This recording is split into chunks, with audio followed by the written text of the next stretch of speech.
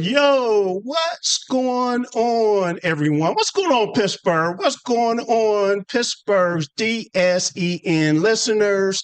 I'm not sure if you're listening in the great city of Pittsburgh, Pennsylvania, or if you're elsewhere around the world, because, yes, indeed, we have someone from at least 90 countries every month that listens in to Pittsburgh's DSEN. We have everything that you're looking for from a soul perspective, okay? We have soulful music, okay? We have Pittsburgh Sports Talk, and we have lifestyle programming. And from a sports talk standpoint, we focus in on Pittsburgh sports, major and hot sports topics. And this is Soul Tape. And we normally come to you every Tuesday from 6 to 8 p.m. But tonight, we have a special edition of Soul Tape. Yes, indeed. Yes, indeed. Everyone should know we are here until 9 p.m. So we extended the show today, our normal time, for 4 outstanding Western PA football head coaches that have their teams competing for a WPIAL championship. They are Aliquippa's Mike Warfield, Avonworth's Duke Johncour, Clairton's Wayne Wade, and Imani Kristen's LaRoi Johnson. Each one will talk about their respective football program, upcoming game, and more. My name is Kevin Cameron. Over there in the red, I think he might have known that we're some Aliquippa colors. JT, that's JT right there. No, you know I'm colorblind. I just do anything on. Well, you put on the right colors today. I think this is for Ben Hills and Memorial. It's like a memorial thing for them. Is that what it is? They didn't make it. That's they didn't make it. Bro. Okay. Well, you stay proud about Penn Hills, because we're going to talk about a Penn Hills native. Okay, that will don't spoil it yet, JT, because I know how you like to spoil things. Only one I can think of is me. Well, someone over at Pitt will get their jersey retired from Penn Hills. So Penn Hills is in the house today. Across the table in black as well, so red and black. I'm feeling that, red and black. Aliquippa colors, right? Ken Craig. What's up, Ken? What's going on, Kev? Hey, I'm fired up for the show, even though we do not have a Steelers Tuesday victory show.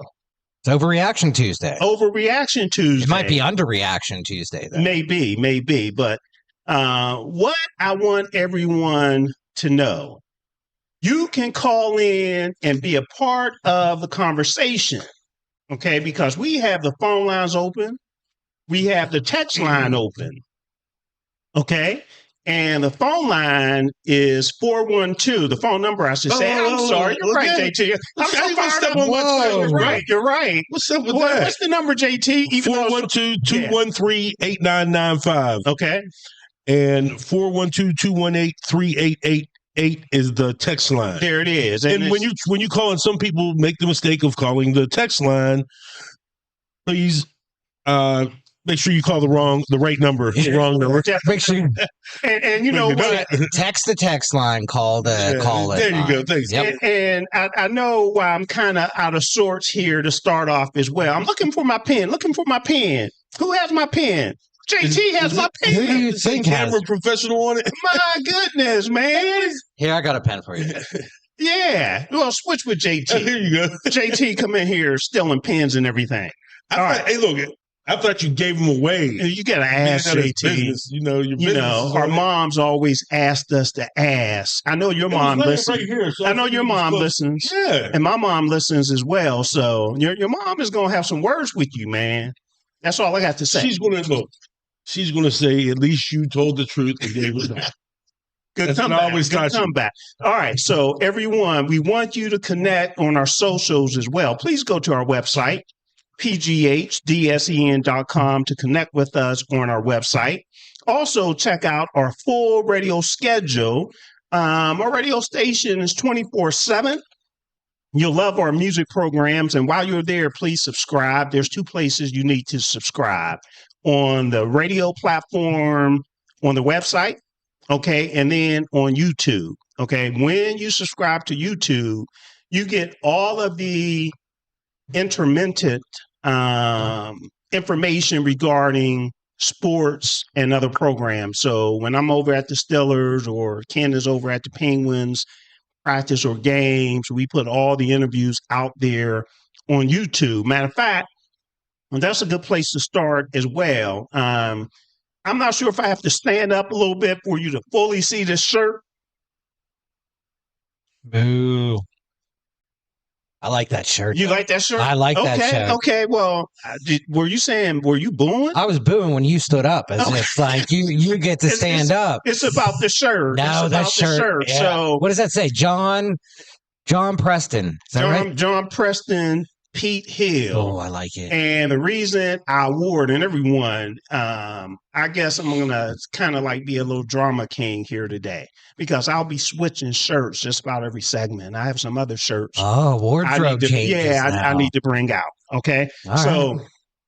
John Preston, Pete Hill, okay, had a renaming in the community, in the Pittsburgh community yesterday in Homewood, off of Lang and what's the other street? Hamilton and Lang. Yeah. Right in front of the Carnegie Museum. So people need to check it out. We are working on recapturing. Museum or library? Library. Okay. Did I say museum? Yeah, you said museum. Okay. That's right, Kev. You ain't from over that way. So I'm still not getting that you took my pen. I'm still not getting that you took my pen. That's what it is. All right. So it was a street renaming. And I attended on behalf of Pittsburgh's DSEN yesterday, and it was a very lovely event. And the Hill family, thank you very much for inviting me, specifically Mr. Ron Hill. His whole family, I think they had 35 family members were there for the renaming of the street, and all the dignitaries as well. Can I ask what the street name is now? It is John Preston Pete Hill Way. Love it. Okay. Right. And John Preston Pete Hill was a Negro League player, and he played for a number of teams, but he was one of the starters of the Negro League. So he actually got started before the Negro League, and then he started playing in the Negro League. So please Google him to find more information. However, if you're a subscriber of the station, Pittsburgh's DSEN, my daughter, Kiara Cameron, is putting together a consolidated video of the ceremony yesterday. And I actually sat down and did an interview with Ron Hill as well. So we're taking all that footage and putting it out there on YouTube. So hopefully we'll have that out there tomorrow. So that's what this shirt is all about. Congratulations again to the Hill family. Something else? There's a new field being put in there. So yes. a lot of people it's called Stargell Field. Yeah. Yeah. I'm not sure, but yes, they redid that whole new field for like the Homewood Midget League football teams and other sports. So you have to get over and check the venue out. It's a beautiful venue. Yeah. And it's all about the community. Yes, sir. When you could do things that's good for the community. I know from a baseball perspective, the African-American participation is not as high as what it used to be. So hopefully it'll be an inspiration to let those young kids know that we have a history in baseball and we're good at baseball, and they should play baseball as well. Right. Okay. And this, Pete, Yeah. was before the Gibsons and the Pages, right? Right. I mean, he was the He's a Hall of Famer. He's a Hall of Famer, Yeah. but he was before those big He names. was like the patriarch of the Negro League. And he was considered a 5'2" player. A lot of people don't know what a 5'2" player is. It just talks about your skill level playing baseball, that you can hit. You can hit for power. You can run. You can throw, and you can field. So you can do it all. Okay, as Very a 5'2" player. And that's what Pete Hill was all about. So, yeah, everybody watch the video that's coming out within the next day or two on Pittsburgh's DSEN YouTube site. And on that note, too, Ken and JT, we're close to 40,000 subscribers, man. Yes, we are. Close to 40,000. So if you're out there and you haven't subscribed, please, it's a free way to support us and everything we do here. We are on the hustle every day. We are around Pittsburgh and sometimes even outside of Pittsburgh. But please, it's, again, something free that you can do to support Say it us. again. It's free. It is free to hit that subscribe button. That's right. And we give good information. You know what I'm saying? Now, as far as giving good information, we are resuming the Black and Gold postgame show that will be after each Steelers day game. If it's a night game, we don't do it. Yeah. But if it's a day game, we're having a postgame show. And it will be live from Cloud 33 Cigar Lounge in Pittsburgh, PA. That's the Penn Hill Shopping Center. Who's going to be there this right week? down the street from JT's house. I don't need to know where JT lives. Come on, man. You don't think we have for golf? I have an idea, though. Like, go ahead. You say like we do it after every early game, 1 o'clock game. Yep. Or 4:15, 4:30. I think we might. If we should change that, Kev, if we get into the playoffs. We might have to. You know what I'm saying? Playoffs are different, Yeah, I think we might have to change that. But if it's an 8:30 game, look, we got to do what is going to work. All right. Maybe we could do a live game, like during the game. JT will say that, and we'll have an 8:30 playoff game, and during the post game, he'll be slumped over. Oh, guys, I can't make it. Guys, I can't make it. We don't want you to follow that. I know it's past your bedtime, right? Well, so something once to you consider. reach a certain age, and then you get into retirement. JT, your day starts there. I know. All right, so let's get to the business at hand. A lot of people will like to know when these high school football coaches are coming on. And let me give you the times. We want you to stay for the whole show, right? But if you got to step away and come back, we understand, okay? As long as you come back, right? So 7 o'clock, everything kicks off as far as the high school coaches. 7 o'clock, we will have Clairton's head football coach, Wayne Wade, and they have a big game against Bishop Canavan. That's a 1A playoff game, semifinal game. 7:30, we have Imani Christian head football coach, LaRoi Johnson.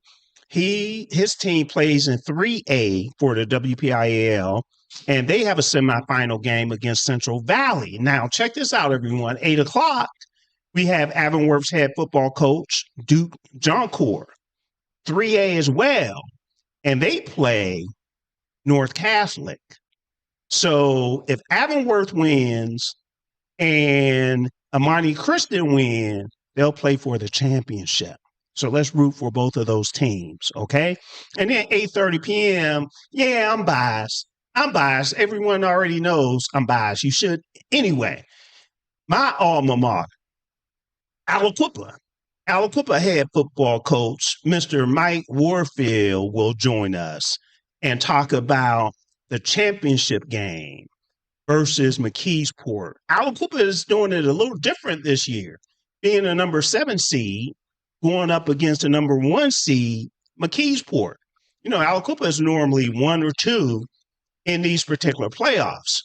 So we need to talk to Mr. Warfield regarding that. Again, 7 o'clock, Clairton, 7:30, Imani, 8 o'clock, Avonworth, and 8:30, we have Aliquippa. All right, now, let's talk about the no-show team on Sunday night. They went to sleep before all of us, fellas. Our Pittsburgh Steelers.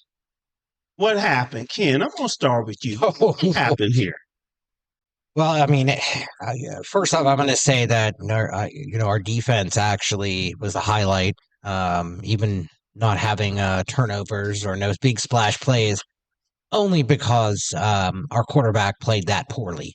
And I'm going to put full entire 100% blame. I'll put 98% blame on Aaron Rodgers for this game, and that's watching it. It's a painful watch. That's kind of hard. It is. 98%. Okay. I'm going to put 1% on the offensive line and 1% on the receivers. Really? Yep. That's too much, Ken. No, that's too. Absolutely. The reason not. I say that, check this out. About the coaching. This has nothing to do with the coaching. Man, that I have to disagree with. Okay, I don't think anything. You have a vet quarterback. I understand that, but my thing is, our offensive coordinator. I'm sorry. It's like I can predict everything he's going to do, and if I can do it, I'm sure these guys that get paid millions of dollars to do their homework before each and every game on every offensive coordinator knows exactly what he's going to do. A lot of it's it's just given away by the formations. But another thing is, I don't know, is it me or is it just like this? The players didn't care like they were playing the other day. It was like all the turnovers, and it was just there was like no upbeat anything on that sideline. Nothing. There was no let's rally the troops. There was none of that. So. Like I said, that's and I said it, Kev and Ken last week. If anything, and the thing is, everybody knows you're going to DK Metcalf. You have all these. You got these. And what really makes me mad is it's happening on 3rd and 2 and 3rd and 4 and 3rd and 3. You have these 6-foot giants, 6'5" giants. All you got to do is put the ball to him. He constantly throws. He's been overthrowing them. Throw the ball to at least give him a chance to make a catch. Well, what were we? 0-8 in third downs? Third downs. Yep. The one shot to Johnny Smith, wide open. There you go. You got to catch that ball. It was 3 feet above him, though. Yeah. But he got both hands on the ball. Yeah. The one that's bad was he had to jump up. I was surprised he got his hands on the ball to begin with, but he's wide open. Aaron Rodgers. Did Lance Swan catch that ball? Yes. Those type of balls. But I'm saying, if he's wide open, why is Aaron Rodgers not putting it right at him? Yeah. And what's even worse is he was throwing high all night. He threw over Gainwell's head for. Maybe I was thinking about the wrong game, the previous game. The first throw of the game, the previous game. Yeah, the one you're talking about, Ken, is where he caught it with his one hand, and then the other one was like sideways. Yeah, where it was originally called a catch on the field, and then they overturned it after the replay was the one I'm talking about. But he no reason to overthrow him on that pass. He overthrew Gainwell on second and short down in the red zone. But he had DK Metcalf had the DB beat by 10 yards, and he overthrew him by 10 yards. Absolutely, and that 4th down fade throw that he in the end zone. Yeah, like what was that? That wasn't a fade. That was like, I'm over this drive. He just played bad. But what's that? Do we have a caller? Do we? I think we do have a caller. Thank you, Mr. JT. No problem. All right, so who we have on the phone is Rico. What's going on, Rico? Not much else how you doing today. I just want to ask a couple questions about the game and see what you guys felt about it. I do agree with what you was talking about Rodgers, but I think offensive line was garbage as well. You have to have time to throw the ball, and so much pressure on them. How many times did we get sacked? Okay, and we're getting a little bit of feedback. If you could step away from where you are, I think you're near a speaker. Yeah, hopefully we'll be able to hear him better. But one thing I can say about what Aaron Rodgers was doing before anything is Aaron Rodgers kept committing himself. He kept running into the pressure instead of like he was having happy feet. If you understand what I'm saying. Yes. Rico, are you still with us? Yeah.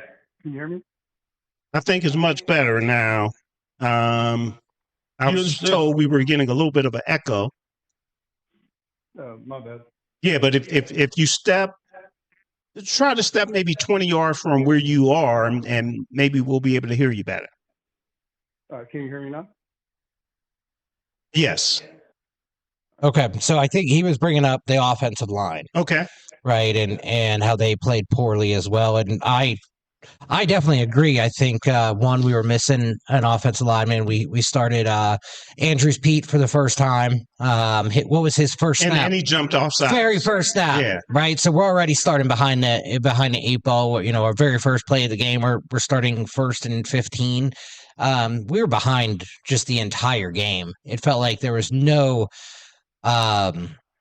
like what JT said, like they were out there kind of just like, all right, we're here, you know, and they were playing like it was Thursday night, right? Right.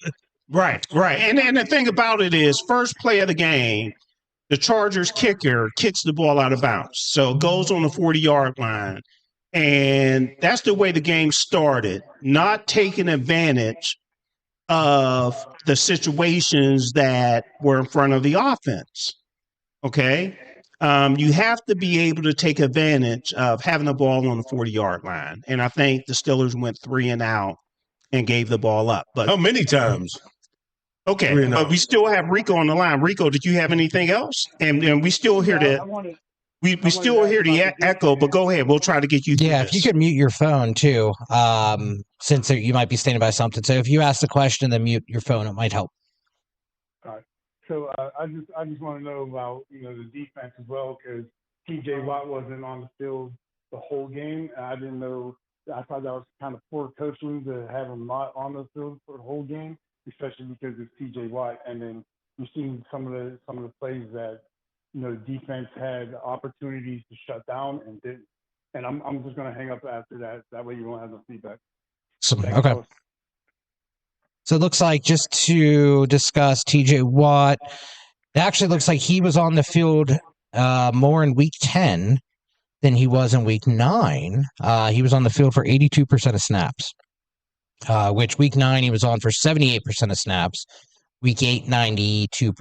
So that's probably the output that you were getting from him while you didn't notice him as much. But that comes from everybody. I mean, it was the first half, they were kind of in it, but they didn't do anything to capitalize on the mistakes that San Diego made. San Diego, on the other hand, capitalized. And they were getting to Aaron Rodgers. For some reason, there was like no pressure whatsoever on Herbert, especially in the second half. So how many, did we have any turnovers? 0, right? Yeah. None. 0 turnovers. 0 turnovers. Now, again, I mentioned the kick out of bounds. Joey Porter had one right in his chest. You're exactly right. And he broke on the ball nicely, but didn't finish by catching the ball. So the first 2 possessions, the first one I talked about went out of bounds. We got the ball on the 40-yard line, the Steelers' 40-yard line. Didn't do anything with it, 3 and out. Well, that's when he overthrew DK Metcalf. Okay. And then the Chargers got the ball, and they went 3 and out, and they punted, and it was a horrific punt as well. And I think it went to the 46-yard line, and I was looking. I think it was a 34-yard punt that the Chargers had. So we get the ball on the Chargers 46. Still couldn't capitalize on it. Excuse me. So when you squander opportunities, it becomes contagious, right? And it drags down the team. And that's what I saw that occurred on Sunday. And as a result, we have Baltimore, the Ravens, creeping up on us. Yep. Right now, the Steelers only have a 1-game lead going into the game this Sunday against Cincinnati, which we'll talk about a little later on. Okay, so and the difference with that too is because Baltimore made an adjustment and it applied it. Mm-hmm. Pittsburgh did nothing. Well, that's why I disagree with Ken with the 98%, because coaching was a big factor with the game on Sunday too, because if something is not working, you got to make an adjustments, kind of like what you're saying. Okay, so you're saying pull Rodgers out of the game. No, I'm not saying pull Rodgers out of the game, but you use him differently. I didn't see the planned moving the pocket as previous games, right? Rodgers got out of the pocket when he felt pressure. That's different than moving the pocket. Okay. Previous games, I saw that they moved the pocket and he had success by moving the pocket. I didn't see that. Jaylen Warren had 14 carries for 70 yards, 5 yards per carry. You have to give that guy he should have been more carries. He should have been eaten. After Aaron Rodgers was playing like that, he should have had 75% of the ball touches moving forward. So there you go. So that's why I talked about coaching was a big factor there. Okay, and then when do we see Chris Boswell miss a field goal? Yeah. It's not too often. Yeah, but, and then we muff a punt. Right. It was just after that, it was like, what is happening? And it's funny how things happen too. We get 2+ turnovers. People say, well, you wouldn't want a game if you didn't have the turnovers. Now the Chargers got 3 turnovers. I don't hear anyone saying that the Chargers shouldn't want a game because they had 3 turnovers. Okay, so you can't go both ways, people. So the next time the Steelers get 3+ turnovers, I don't want to hear anything about, well, without those turnovers, we wouldn't have won, because you're not saying in here. Now let's go around the NFL real quick. Are you all surprised? Well, before we go there, can we just talk about the news? Okay. That the Steelers have signed Asante Samuel Jr. Okay.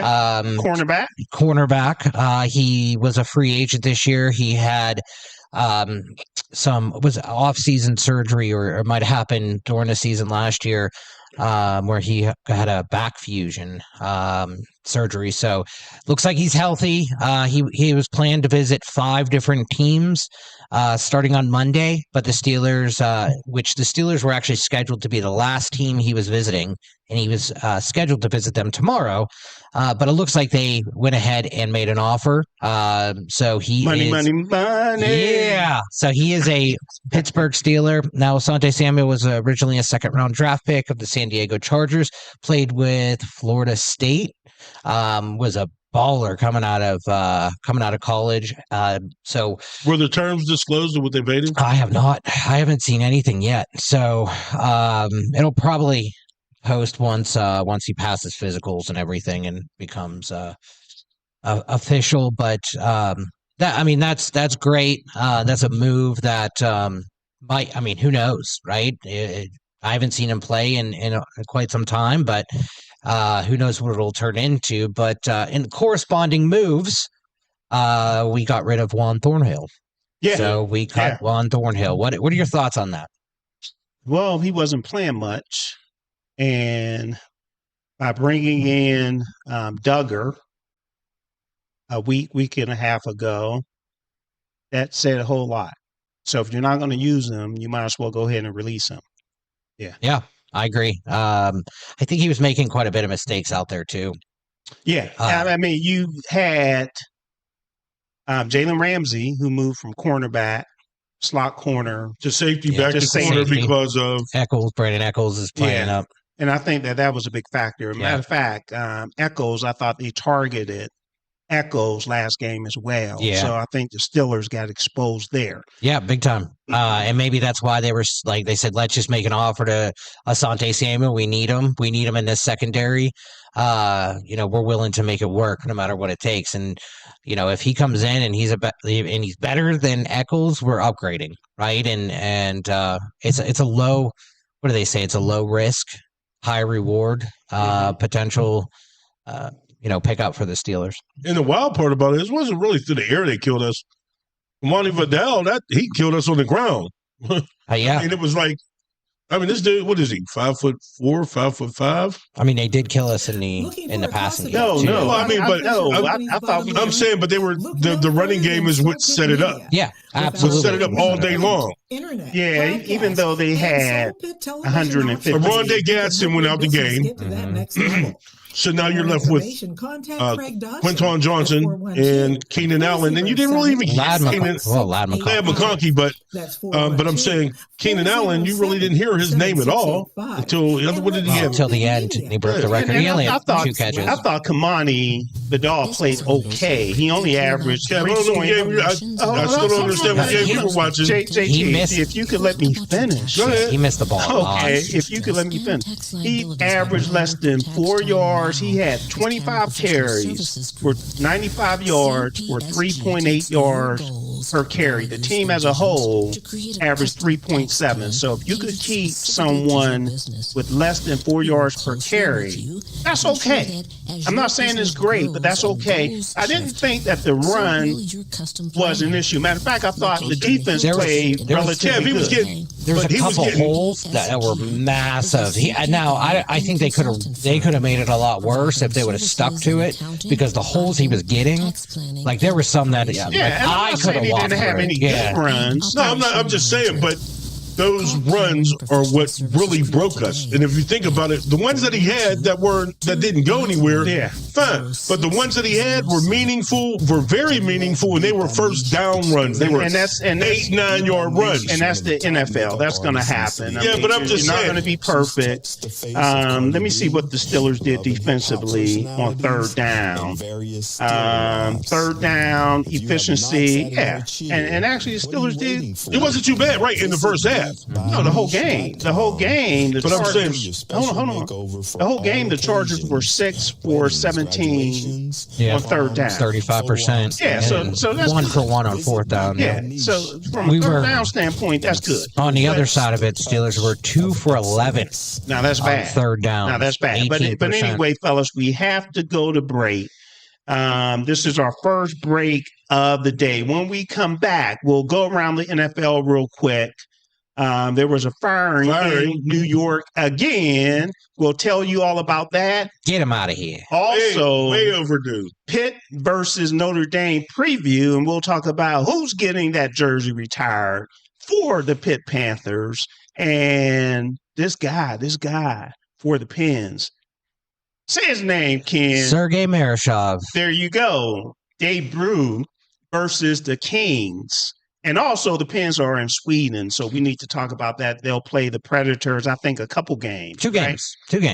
So we'll do all of that and more when we return. Looking for a cost-effective way to help increase your company's bottom line? Look no further than Soul Pit Media. With our award-winning print, internet, podcast, and Soul Pit television options, we can help your business get to that next level. For more information, contact Craig Dawson at 412-407-7685. That's 412-407-7685. And let Soul Pit Media take you to that next level. Business owners thinking about back-to-school promotions and replacing summer flavors with pumpkin? What about your taxes? Reduce your stress and tax liabilities by planning for tax time now with Cameron Professional Services Group. CPSG takes your goals, values, and visions to create a custom tax plan catered specifically to your business. We work closely with you to ensure that as your business grows and goals shift, so will your custom plan. Located in the Hill District in Pittsburgh, PA, CPSG is a CPA and consultant firm, providing services in accounting, auditing, tax planning and preparation, community development, and operational management. Call Cameron Professional Services Group today at 412-251-0607. Have you had the Beat by Niche experience? Beat by Niche is one of the top makeup artists in the city of Pittsburgh. She's touched the face of Cardi B, Love and Hip Hop personalities, and various Steeler wives. If you have not sat in her chair, what are you waiting for? Visit beatbyniche.com to schedule your special makeover for all occasions, weddings, graduations, proms, photo ops, and more. Visit beatbyniche.com and experience the touch of excellence.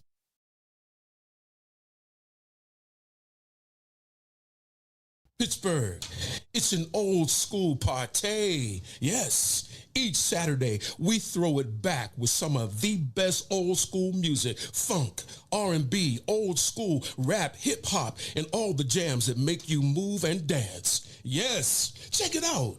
Each Saturday, right here on Pittsburgh's DSEN. All the old school jams, 6 to 11 p.m. Pittsburgh, have you seen our Sunday radio schedule? Ooh, it is lit. Start the day off with our Sunday gospel music from 7 a.m. to 3 p.m. It will inspire you and have you praising the Lord. Then from 3 to 8 p.m., we bring you Sunday jazz melody for all the jazz lovers. Then cap off the night with The Quiet Storm from 8 to 11 p.m. to hear the best smooth, romantic, and soulful R&B sounds of yesterday and today.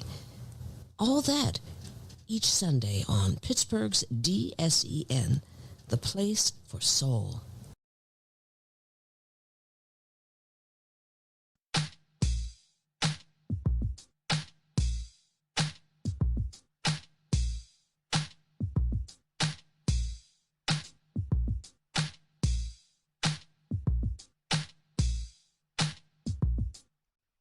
All right, we are back. This is Soul Take on Pittsburgh's DSEN. Our name are on your screen if you are watching on YouTube. If not, if you're on the radio stream, I'm Kevin Cameron. We also have Ken Craig as well as James Taylor. JT is in the house, and we're talking about sports. Pittsburgh sports, major and hot sports topics, as we've been talking about our Pittsburgh Steelers not showing up in the first segment on Sunday versus the Chargers. If you missed any portion of that, all shows what, JT? Or previously recorded. Taped. Are recorded. So you can go back to YouTube and check out any show that you would like to check out. Now, if you joined us late, let me give you the rundown as far as the high school coaches that will be on. 7 o'clock, we'll have Clairton head football coach Wayne Wade.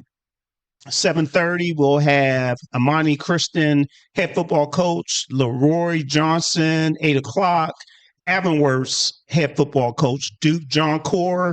And last but not least, 8:30, Aliquippa's head football coach, Mike Warfield, and that's my alma mater. And so looking forward to it. Real quick, Kev, before we move on, if you don't mind, I'd like to, us guys here at PGH DSEN would like to send heartfelt condolence to a number of different, we lost Paul Tagliabue, who was the NFL commissioner for years and years, and such a just component of everything where the NFL had went, where they were at, and where they have come to now, as well as Marshawn Nealon. And here's another thing, people. If you know someone that are having issues, because what is it? It's nothing to play with, man. When you're having mental health issues. This man is dealing with some things, and I don't know the particulars, but still, make sure you check on folks and make sure you say something. If you know something's going on where people weren't themselves, and you know what I'm talking about when it comes to mental health. And also, I'd like to send a personal condolence out to my family. We lost my nephew this morning. He was found in his home. Sam Brown. Aunt Duck, I'm praying for you and our family. So just know I'm here for you as well as our family. Yeah. Thanks a lot for that, JT. Yes, sir. All right. Okay. So before breaking, we said we would go around the NFL a little. Were you all surprised with Brian Daboll being fired? No, I call that. No, I'm not surprised with it. I think they may need some new leadership in there to. They have assets now, right? They have assets. They have a strong defense. They got two big names in this past draft, and they have a big wide receiver who's going to be back next year. So they need a new message in there. Yeah, I mean, you were on thin ice, right? He was on thin ice anyway. Yeah, but I think 3 out of the last 5 games, he's given up over a 10-point lead with 3 minutes or less to go in each one of those games. Doesn't matter that your star players are out. Yes, it does matter. Okay, the wide receiver. Kev, anytime you hold a 10-point lead. Okay. At the end of a game with only 3 to 4 minutes remaining, and you lose, and you had the momentum the whole game, and then you wind up losing all 3 of those games. That's coaching. I'm sorry. It's coaching. Because number one, and I've watched a couple of those games, why are you even throwing the ball and stopping the clock? And that's where a lot of it came from. If they would have ran the ball and made these teams use their timeouts, we'd probably be having a different conversation. We probably wouldn't even be talking about it right now. But he got what he deserved, and I've called it. So anyway, on to the next chop. All right. So Baltimore won their game. Oh, I just want to go back to the Giants with the players out. Scatterboo, the running back, is out for the year, right? Yes. As well as the wide receiver. Malik Neighbors. Neighbors is out. I mean, that's some firepower right there. And that takes a toll. But to be honest with you, unless I might be maybe 75-25 when it comes to this, 75 against firing a coach in the middle of the season. I always prefer to give that coach an opportunity. Well, Kev, we know they're not going to the playoffs. Sure, but you can play better. Yeah, but still, so now you give somebody else a chance because they've given him how many chances can you give this guy? Yeah, go back and look. And off the top of your head, guys, how many coaches do you really know that were interim coaches that were success? Well, I'm sure there has been some, but at the same time, I said how many? I was just saying. I don't know. Off the top of your head, well, you really can't that name have gone to a different team. And no, can we count those ones? That have been promoted within. I was going to say promoted within. I was going to say Dan Campbell would have been one of them. He was the interim coach of the Miami Dolphins, but was hired at Detroit. Yeah, I'm talking about with the same team. It doesn't happen. And that's one reason. But it'd be different though if he didn't keep up the same bonehead antics every other week. I mean, he would have a good game. I'm not saying he shouldn't have been fired. I'm saying wait till the end of the season. Yeah. Why? I just told you why. Because maybe there's another coach. It's not good for your franchise. It really isn't. Because their franchise. What has their franchise done? Okay, well, that's why they're in the predicament that they're in because they fire coaches in the middle of the season. You're making my point. Right. So Kevin Stefanski, why is he still there? Well, maybe at the end of the year, they'll fire him. No, that's one of the only teams I think don't even really care or give a doggone about any coach. Okay. Because what's his name? Haslam? And then we have to go back and look at Haslam, the owner of the Cleveland Browns. That's the last person that cares about anybody. Well, I'm just talking about the right way that I believe should. But see, your opinion don't count when it comes to that. Your opinion doesn't count. Just check the record. Because of the money they spend, they can do what they want to. Just check the record. Like I said, it hasn't worked. So why continue to do it now? I'm just going to throw this out here as well. Brian, what's Brian's last name? Daboll. No, not Daboll. That we had. Flores. He's the defensive coordinator for Minnesota. Okay. That's not where I was going, though. For people that don't know. My point is, and he was the head coach for Miami, and he sued the NFL. But my point is, when that Giants opportunity came up, remember, it was a big conflict as far as which Brian from New England will get the job. And Belichick was included in that, too. Because he made a mistake and provided the wrong Brian. Mm-hmm. So maybe the Giants hired the wrong Brian. It's my point. Yeah. It's my point. Okay, so we have a couple more minutes around the NFL. Like I said, Baltimore. Well, his name's popped up too now for the Giants. Bill Belichick. Oh, yeah, it did. It did. I'm glad you brought that up. Yeah. It did, and he's saying that is it Wake Forest they're playing this week? Yeah, but yeah. North Carolina. He's, for those that don't know, Belichick's the coach for North Carolina. Yeah, now. And he ain't doing too good there either. If they go with Belichick, I think that would be a mistake. But we'll see what happens.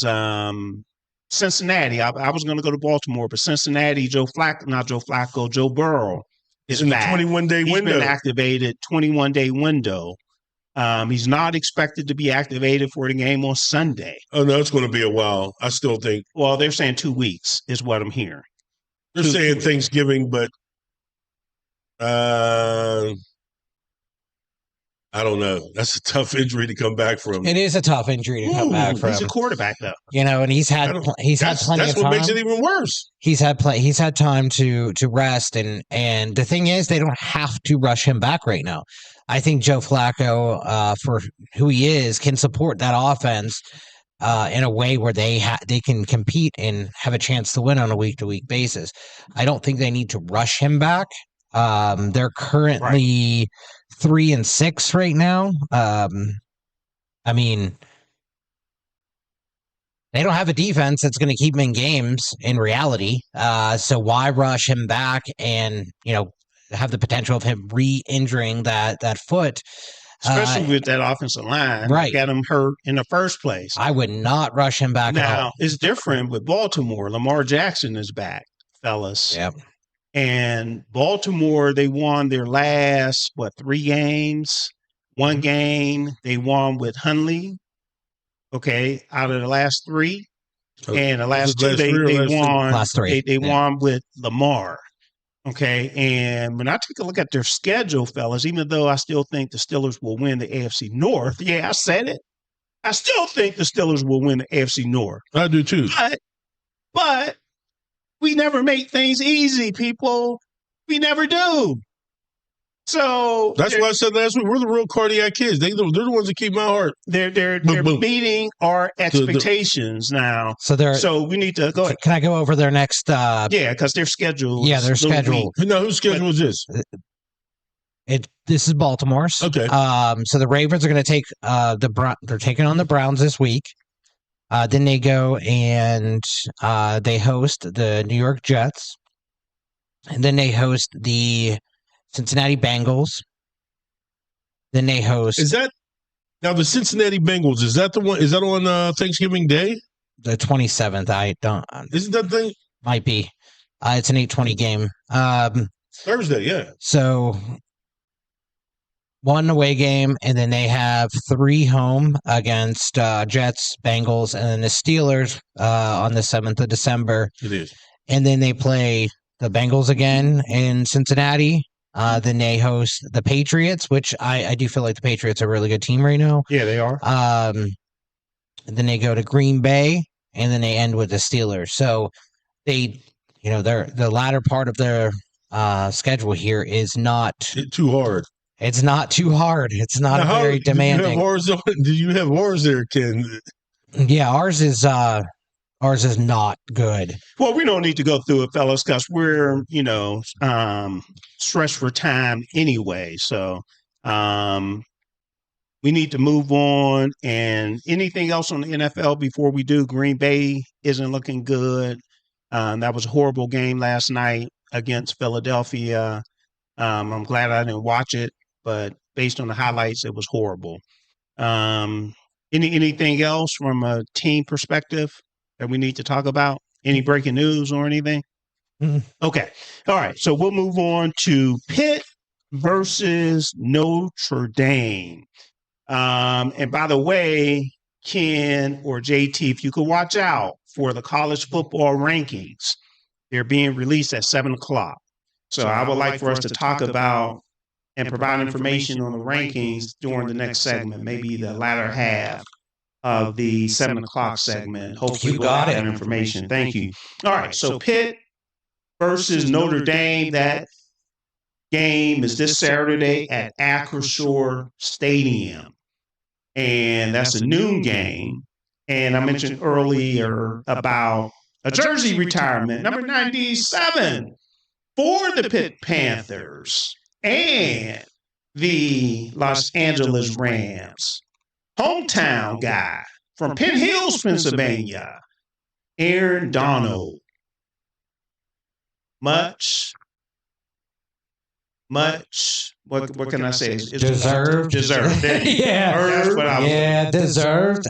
He's earned. He just an absolute monster on the field. I don't think anyone was surprised of how good he was in the pros after being drafted out of Pitt. But at the same time, when you watch him, you're still amazed at the things that he accomplished and that he did as a pro athlete. Really, really excited for him. Excited to be there to be able to witness it. And I'm really happy. I know growing up, Penn Hills was a rival, but I'm really happy that someone like him came out of a local school like that. Being that I am from Penn Hills, and Aaron Donald much deserved, well overdue as well. Yeah, and then not only that, he provided financial sponsorship to the University of Pittsburgh as well, and that's why over on the south side, his name is on the building of that practice facility. And I'm trying to go from memory, but I think it was like a $1 million donation. Yep. And then he could have done more, but as we said, and when I say, but if you go through, when I say he could have done more, I'm saying that we're not aware of. Oh yeah, absolutely. He probably did a lot more knowing him. Well, I can tell you right now, just from being from this side, if you go through Wilkinsburg, there's a big part of Wilkinsburg being fenced up right now, where that Aaron Donald Foundation is building affordable housing. We have Kurt on the line, but go ahead, finish your point. No, but I'm just saying. But he's a staple in the Pittsburgh community, Western Pennsylvania, and he's showing by example. So good work, AD, and you deserve it, brother. Definitely. All right, how are you? Oh, I'm doing well. Thank you for taking my call. Hey, Kurt. My man, I'm glad you called in this week. What do you got? I'm a long-time Mike Tomlin supporter from day one, actually. Yeah. I remember the hire. I remember everything from there, and it's up all the way up to this point. One of the things I've always paid attention to as a fan of his are the words that come out of his mouth. He's been a very consistent orator. That guy can speak. He's intelligent. I'm just, at this point, I think we all know that. I don't think anybody would say otherwise. That's why he's so well respected, just not by the fans here in Pittsburgh and the journalists and folks like you, but essentially even the national media. So he's earned it. However, recently, at least this year, some troubling things that he has said that has caused me to be concerned. While there is some optimism because, the offense has improved from what we've seen from the previous years, the concern is the out-of-character comments that he made or has made. I don't want to, recycle the garbage, but, yeah, the comments about the GM of Cleveland over the whole Joe Flacco situation, that was extremely out of character. And, at first I'm like, oh, not a big deal. And then to be honest, I thought it was an AI video when I first heard it. That's how out of character it was. Yeah. But do you think? I don't think he was lying. No, I don't think he was lying either. And it's not so much. There's nothing wrong with the truth. It's just I feel as though he has been very good over the last 19 seasons. He was an impenetrable wall. He is a Steeler. A guy made of steel. The way he speaks and how he responds to people, whether they like it or not. And he does speak a lot of truth.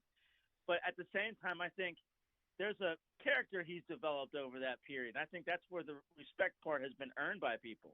He is an intelligent man. And intelligent people, unless they're frustrated, they don't usually break character with how they speak to others. I'm sorry to interrupt, Kurt. So what I like what you're saying here and where you're going with it, because the psychology of it is he's getting frustrated. Yeah, and we can see that in the team, and that's the thing. When someone who's been within this organization through 2 Super Bowls and almost 20 seasons, he's human. So there's pressure there. There's a lot of pressure. Obviously we all know this, but he's been very good at maintaining the stability of this pressure. I mean, like Atlas holding the globe. He's got that character. And there's just certain things he said that has caught my attention that I'm just like, man, I hope he can get back on focus, because that's what it really requires, is getting back in the focus. And I just fear maybe that's not going to be the case the rest of the season. And my optimism, is slowly kind of going down. And I'm a Steeler fan, so that's fine. I'll stick through it all the way through. Kurt, I got a question for you. This is JT. I got a question for you. How would you grade the Steelers' offensive coordinator, and how would you grade the Steelers' defensive coordinator? Well, before you answer that question, if I could just pause that, because I wanted to respond to your Joe Flacco comment and give you all some inside information regarding that. The cat was already let out the bag, so that's why I'm revealing this, because I'm normally over at the facility at least once a week at the practice, and I was told that the Monday before the Joe Flacco comment, that Mike Tomlin came over to the media during practice on the side and requested that question to be asked. Okay? He told the media, please ask this question and you'll get a good answer. Okay? Now, I wouldn't have said it if another station didn't already come out and leaked it. And there's something else that I shared with Ken as well, and I'm not going to share it here, that happened last week around the trade deadline that was leaked by another station. And I was disappointed that leaked information is getting out. Yeah, it was. Don't mention. No. It was less than 6-7 hours, and I was like, "You got to be kidding me!" Right now. So sorry, Kurt. Yeah, so it's good to have that inside information, but certain people, certain stations within the media is messing things up. But go ahead, Kurt. Oh, JT, you. And to answer JT's question, the offensive coordinator, it's so easy to want to give Arthur Smith a high grade, but I'm basing that off of what I've seen the last 3 years, which has been awful. So I'm not going to do that. I'm going to base off just, hey, it's a new page in the NFL. That's how it is. And I'd hate to say it, but definitely a C-. And I think I'm being nice, because I don't see Aaron Rodgers and Arthur Smith obviously as a long-term solution. It's a plug. And if this is the best they can do with the play calling, because it's on Arthur Smith, and I think the play calling has been bad. I think there hasn't been much over the middle. I saw that this past game. I mean, it's more than just the players, making the plays. The plays have to be called according to what the defense is on the field. So it's up to Arthur Smith to be the architect to say, this is what we're doing when we see this. And I think it's too inconsistent. On defense, man, I can't give them more than a D. And I'm not going to say fail, because the defense won games. So I got to give it. I mean, they've won games this year. So, but I say a D only because, again, I think it falls onto consistency. Neither side of the ball, for me, is consistent. Each week we're always talking about this one thing that was really good. But then that it seems like they're switching weeks. They're flip-flopping every week. And what we need to do, and I hate to cut you all off, and I hate to cut you off as well, Kurt, but we have a hard stop at 7:00, actually before, because we have to get Clairton's head coach, Wayne Wade, on the line to talk about the WPIAL playoffs. But definitely appreciate the call, Kurt, as usual. Kurt, my man. Thank you. Yes, Thank you. Thank you for calling. Take care. We're getting cut off a lot today. Yeah, that's like, Man. Hey, I'm talking live, It's a packed show. radio. It's a packed show today. Live radio. Right. So can we finish up Pitt Notre Dame as I queue up? well, I know one thing. As I queue up the ad for the segment? What do you know, JT? Look. Even though my son played for Pitt, his era's over, but now we're going to see my nephew, who's a wide receiver for Notre Dame. Okay. He's coming to town. Number 14, Micah Gilbert. And and Unc wants them game gloves, bruh. That's all I'm going to say. All right. And I'll be rooting from him as well for Thank him. you. Since his dad is from Aliquippa. However, I'm rooting for him with Pitt Panthers win. I understand. Mason Heischel. Mm-hmm. Okay, if he balls out this game, JT, will you give him his I definitely will. His props. Yeah, because he's running up against this is a defense he ain't used to playing against. So. And this is important from a standpoint. Pitt was ranked number 24 last week in the college football rankings. Okay. That's correct. So we'll see what they'll be. And Notre Dame was ranked 10th. Okay. Just so you know. So we'll see what they'll be ranked later on today, because the new one is coming out at 7:00. Because they have, I think the next 3 teams are ranked, aren't they? Like ranked. I believe so. Notre Dame, Miami. This stretch is really important for Pitt. This game again, that's at noon. But we'll go ahead and take our break, and when we come back, we will have Clairton's head football coach, Wayne Wade. Looking for a cost-effective way to help increase your company's bottom line? Look no further than Soul Pitt Media. With our award-winning print, internet, podcast, and Soul Pitt television options, we can help your business get to that next level. For more information, contact Craig Dawson at 412-407-7685. That's 412-407-7685. And let Soul Pitt Media take you to that next level. Business owners thinking about back-to-school promotions and replacing summer flavors with pumpkin? What about your taxes? Reduce your stress and tax liabilities by planning for tax time now with Cameron Professional Services Group. CPSG takes your goals, values, and visions to create a custom tax plan catered specifically to your business. We work closely with you to ensure that as your business grows and goals shift, so will your custom plan. Located in the Hill District in Pittsburgh, PA, CPSG is a CPA and consultant firm, providing services in accounting, auditing, tax planning and preparation, community development, and operational management. Call Cameron Professional Services Group today at 412-251-0607. Have you had the Beat by Niche experience? Beat by Niche is one of the top makeup artists in the city of Pittsburgh. She's touched the face of Cardi B, love and hip-hop personalities, and various Steeler wives. If you have not sat in her chair, what are you waiting for? Visit beatbyniche.com to schedule your special makeover for all occasions: weddings, graduations, proms, photo ops, and more. Visit beatbyniche.com and experience the touch of excellence.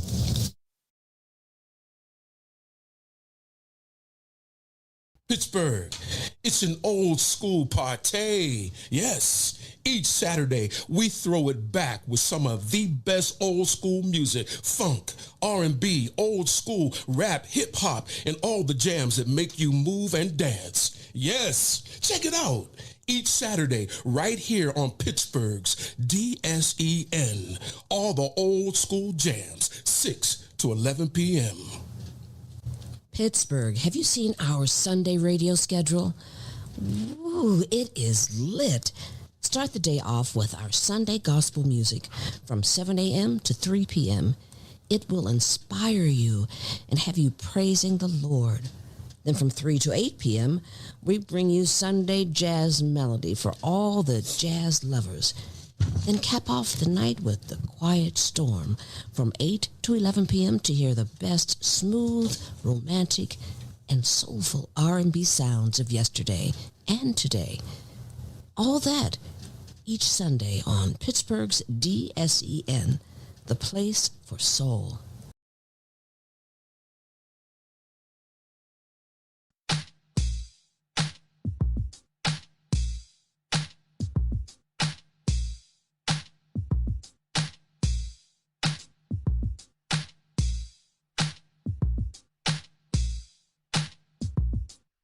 All right, all right, all right. We are back.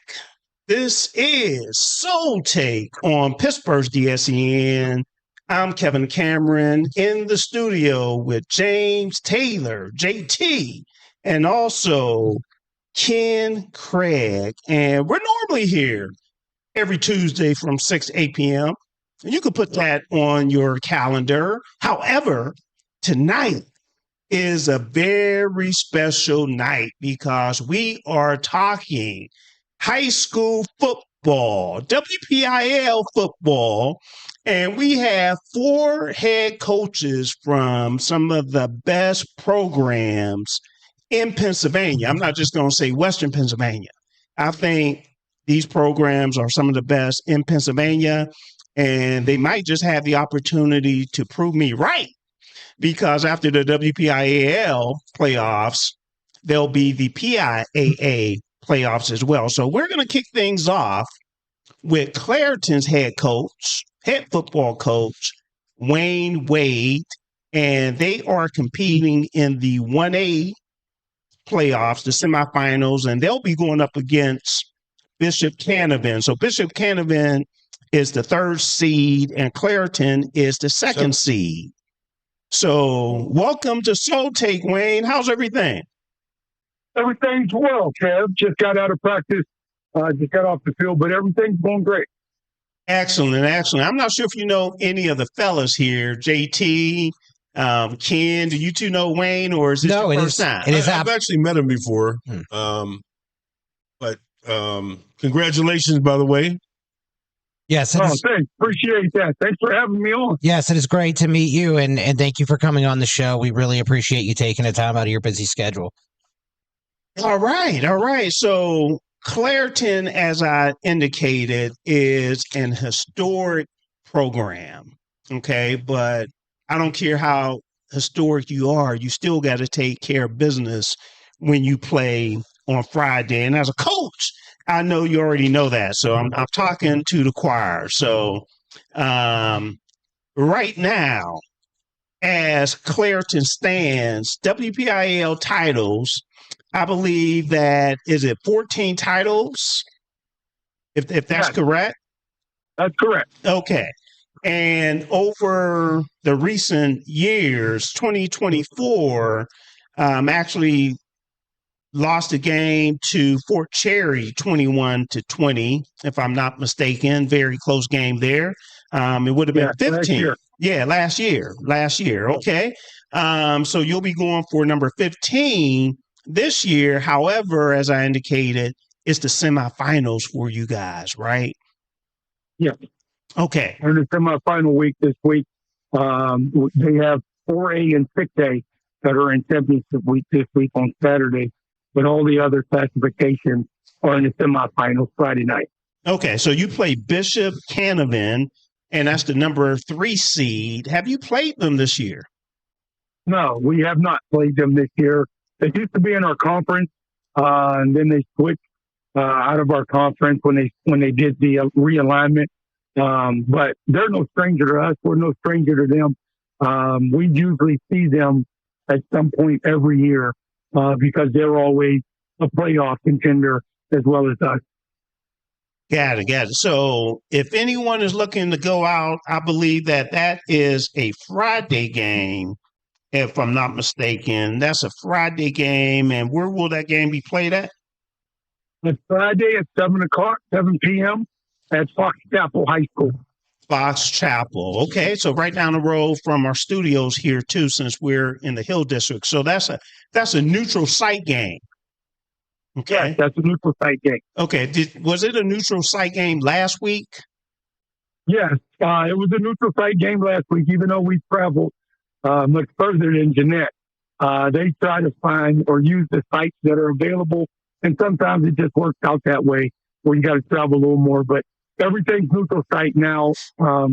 Even when we get into the state playoffs, it's a home or away thing, but it's still neutral site. They try to bring you a little closer if you're the home team, but everything's neutral site until we get to the state championship, which is in McKeesport. Okay. Tell us about your players. Who's the key players on your team? Well, we have a large group of seniors this year. that are really just playing well, showing great leadership. It starts with our quarterback, Jeff Thompson. And then our skill guys are out of sight this year. We put up, some great numbers offensively. And most of those games in the regular season, we were only playing a half. But then we have Dante Wright, who's one of our receiver running backs. We have Michael Ruffing, a receiver running back for us. We have Brandon Murphy, who's a sensational sophomore. He has over 10 or 12 Division I Power 5 offers. Wow. Yeah. We have Derek Whitting, another senior, who's a receiver for us. And Dion Pompey, who's our starting running back, who's only averaging, I want to say, 7 carries a game until last week, just because, of our success during the regular season. Okay, and your team went 11-1 this year. The only loss coming to Imani Christian, which we're going to have their coach on actually directly after you as well. And that was the first game of the year, if I'm not mistaken, where you all lost 19-12. So Imani Christian, that's a tough football program too, tough school, right? Correct. Great coaching staff. I know LaRoi very well. We did a lot of things in the past together with the youth and summer league stuff and kind of getting guys in college. Great program. That's why we picked them at the beginning of the year to kick off our stadium. We knew it was going to be a tough game. They're a AAA Borneo powerhouse. They're always in the playoffs. They were in the semifinals last year, lost a tough one to Avonworth, but they're back at it again. They haven't lost a game all year. So it was a great matchup for us. So it made us battle tested, and we felt going into the season that might be our toughest game all year, and it's kind of showed that. So I think we're battle tested, early in the year with that game, and that's why we were able to do what we did all regular season. All right. So getting back to your game this Friday, that game is at 7 p.m. everyone again at Fox Chapel High School against number 3 Bishop Canavan. What does your team need to do to come out with a dub? Oh, well, for us, it's always controlling the line of scrimmage. We have a veteran offensive line. Everybody that's a starter for us was a starter for us last year. So we have a very veteran offensive line. And, that's where it starts. That's where we win up front, offensively and defensively. And with the skill that we have, then we just get those guys in space, and it's hard to stop. Got it. Now, if you are successful, looking at the other side of the bracket, number 1 Fort Cherry is actually playing number 4 Laurel, and Fort Cherry just had a good game, 48-14 over Neshannock, and Laurel actually won 35-0 against Chartiers Houston. Should this be a good game for Cherry Laurel? It could be. I think Fort Cherry has a better skill set than Laurel. Laurel's big up front. They kind of want to run you over. Fort Cherry is not as big as they were last year, but they're still skilled. With their quarterback, Steve, who's a 4-star athlete, has Power 5 offers. I mean, the kid, he's good. We seen him last year in the championship, and we kind of bottled him up. That's why it was a 1-point game. But if they can do that, then Laurel should be able to stay in the game. Okay, got you. Hey, we had a discussion maybe a couple weeks ago, fellas, regarding one of Clairton's alums. We want to know what he's doing, right? Tyler Boyd, what is he doing? Yeah, Tyler Boyd is back here. I've seen him a few times here on our Saturdays. He supports our Little League program as well. Okay. So he's been on our sidelines a few times this year, as well as at our Little League games. We just had our championship here 2 weeks ago, where we had 3 of our Little League teams in the championship, which was great. But he's just back supporting. I think he's trying to get some other things started. knowing that his NFL career might be over. But Hold on. We got a team over in the South Side that might need his help. Yes, for sure. But here's the thing with the NFL. You know, it stands for not for long. Right. And, you know, everybody here in Clairton wishes that Tyler Boyd can get back out there and continue to play. He's staying in shape, but he's had 10 years already. And when you kind of sit out and you're not picked or you're not brought in, it usually only happens then when guys are injured. So we're still hoping that, you know, he can catch on with someone. But usually once you sit out a year or two, then it's kind of over. It's tough. Hey, wait. I tell you what, tell Tyler that this is he played with my son at Pitt, Reggie Mitchell. My son was a DB. Ask him, say Mitch's dad said, "Come on, man, get up over here on the south side. We need you, man." Because these receivers now, come on, it's like they don't want to get open. It's like they're not fighting to do, you know, what a receiver should in the NFL. And like I said, he has years under his belt. Let's get some of that over there. Let's get him over there and see what he can do, because these guys right here, they're disappointing me. Correct. And we were hoping the same thing. We heard a lot of talk preseason about the Steelers thinking about, you know, taking him and bringing him in and, you know, doing all of that, and it didn't happen. But you're absolutely correct. You know, I would love to see him in the black and gold and or black and yellow, however you want to say it. Right. Yeah. I would love for Tyler to be a Steeler and finish his career out here in Pittsburgh. Okay. Hey, Coach, one quick question, going back to your current team in this game coming up. What part of your team's identity must show up this game in order to win and head into that championship? Good question. It's our defense. We've shown that all year, even holding Imani first week out to 19 points. It's been our defense all year. I don't know if you know, but during the regular season, we didn't give up a point. Well, we went 9 straight games and then into the playoffs, the first round, without giving up a point. So our defense needs to stand up. Last week against Jeanette, who is a conference foe, who, you know, just made some plays against us. They had some big plays against us, something we typically don't give up. So it's going to be our defense that needs to stand up and get back to playing, you know, certain type of football on defense to win the championship. Yeah, and on that note too, Wayne, I'm just looking at your results from this year. Some of these scores look from a Clairton standpoint looks like a basketball score. But when I look at those scores, 79-0, 72-0, I'm looking at the zeros, right? So there's been 1 goose egg, 2 goose eggs, 3, 4, 5, 6, 7. I'm getting tired. 8, 9.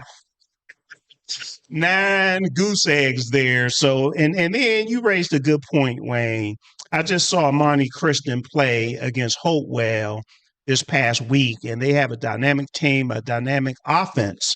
And you all, the first week of the season, even though you lost 19-12, you were able to hold that powerful offense to 19 points. That says a whole lot. Right. And that's, you know, I guess our identity here at Clairton. We've always said the defense wins championships, and, you know, to be the second all-time in the WPIAL behind Aliquippa with championships, we've always, you know, had that mantra that defense wins championships, and that's what it's about. Yeah, by the way, we're going to have Mike Warfield, Aliquippa's head coach, on the line as well at 8:30. Do you all plan on resuming playing against each other? I know you played like 2 years in a row. Yeah, we actually, it was 3 years. Was it 3 years? Did a 3-year. Yeah, we did a 3-year thing with them. But once they started making Mike move up, it kind of, I guess, didn't make sense for them to be a 4A team, to play a single A team, even though they're not a 4A team. So I understand that. But hopefully, you know, here in the near future, we might be able to get that back on. Maybe a home and away, home and home type of matchup for 2 years. Because it was great. The atmosphere, the crowds, the fans, both communities, you know, because it had been 80-some years Is Aliquippa and played. Wow. Sounds like a Pittsburgh's DSN sponsorship opportunity. Clairton, Aliquippa, Avonworth-Imani sometime in the future. And let's make it work. Yeah. I'm down. Okay, so we're less than a minute now, so we'll let you go. And how long have you been at Clairton? I started back in '97 as the seventh and eighth grade coach. Okay. And I went until 2001. I had to take over as the interim coach in 2001. And then I came back in 2007. So I've been here for over 20-some years. But I've been the head coach now. I'm going into my 12th year. 12th year. Excellent. And your record, you know your record offhand? It's a whole bunch to a little. I like it. But the biggest thing, again, 14 WPIAL titles. And I'll be remiss if I didn't ask you about, and I don't want you to get too far ahead of yourself, right? Because you're a coach. But how many PIA titles? The school has 4. The school has 4. So we won 4. Yes, we won 4 straight titles, and we have, I want to say it's 4 runner-ups. So we've been there 8 times, and we won 4. We lost 4. Got it. All right, so we'll let you go, Wayne, and we really appreciate you jumping on the line and chopping it up with us. Best of luck this Friday, 7 p.m. against Bishop Canavan. The weather at Fox Chapel, and I know Wayne that I normally see you when we golf and everything. I think we might be done for this year. I don't know, Kev. There's still some really nice days out there. You think so? But hey, Wayne, when we could hook up, let's do that, bro. All right, sounds good, Kev. Just give me a call. Weather's supposed to be pretty good the next couple weekends. Okay, I'll be watching. All right, sure. No doubt. All right, take care. I'll get out there with you. Thanks for having me on. I truly appreciate you guys. You do a great thing with the show. Appreciate it. Go Clairton. Let's get that victory. Good luck, Coach. Yes, sir. All right. Take care. Okay. All right. Bye. I'm trying to think of where I played with him at. We played somewhere because he pounds the ball off the tee. He plays all over. So. Yeah, I played with him somewhere. And we're starting to get texts that are rolling in and everything else. So, again, that was Clairton's coach, Wayne Wade. Clairton is in the 1A WPIAL playoffs, the semifinals against Bishop Canavan, Friday at 7 p.m. So we have probably about 7 minutes left in this particular segment. And what do we have, fellas? I want to make sure we try to catch up a little bit. Where do we want to go? College football rankings. Yep. And they came in, right? Yeah, they did. And many of you maybe saw me slide a piece of paper over to Kevin to let him know that they came in. That is our technology that we use here on Pittsburgh's DSEN to let each other know that there might be some breaking news coming in. We just write it on a piece of paper and slide it to each other. So I did see a few updates. Kevin leaves whenever I got updates. I like it. I like it. Notre Dame moved up to number 9. So that is a 1 spot. Yeah, that's a little update for this weekend. And, in a corresponding move, Pitt moved from 24 to 23. So Pitt moved up only 1 spot. Yep. During the bye week, only 1. Yep. Okay. That's all right. Yeah, so that's a big hill they're making us climb. So 23, Pitt takes on number 9, Notre Dame. So let me go over to top 10 really fast for you. Ohio State, still number 1. Indiana, still number 2. Texas A&M, still number 3. Alabama, still number 4. Georgia, still number 5. And then Ole Miss moves up a spot to number 6. Oregon drops a spot down to 7. Texas Tech moves up a spot from 9 to 8. As you read that, JT, I'm not sure if you had the games coming up this week, but if you could bring that up, that'd be great. I got them here too, just in case. Notre Dame moved up a spot, and Texas moves up 3 spots to number 10. Excellent. All right, so there you go. The new rankings. college football rankings for the college football playoffs, there's a field of 12, right? So yeah, they're getting there. They're getting there. Hopefully Pitt will get this win on Saturday, and we'll see how much they'll be able to move up. It should really be a good game. JT, the major games this week? Well, we have, but see, every game's major for all these teams that are ranked now because when you're fighting for that playoff, what is it? The one of the 12 spots. One of the 12 spots. You cannot you can't have no hiccups. You're right, but which ones play each other? That's part of the rankings. Well, let's see. Notre Dame, Pittsburgh, of course. Yeah. And we have Alabama, number 4, at home against Oklahoma.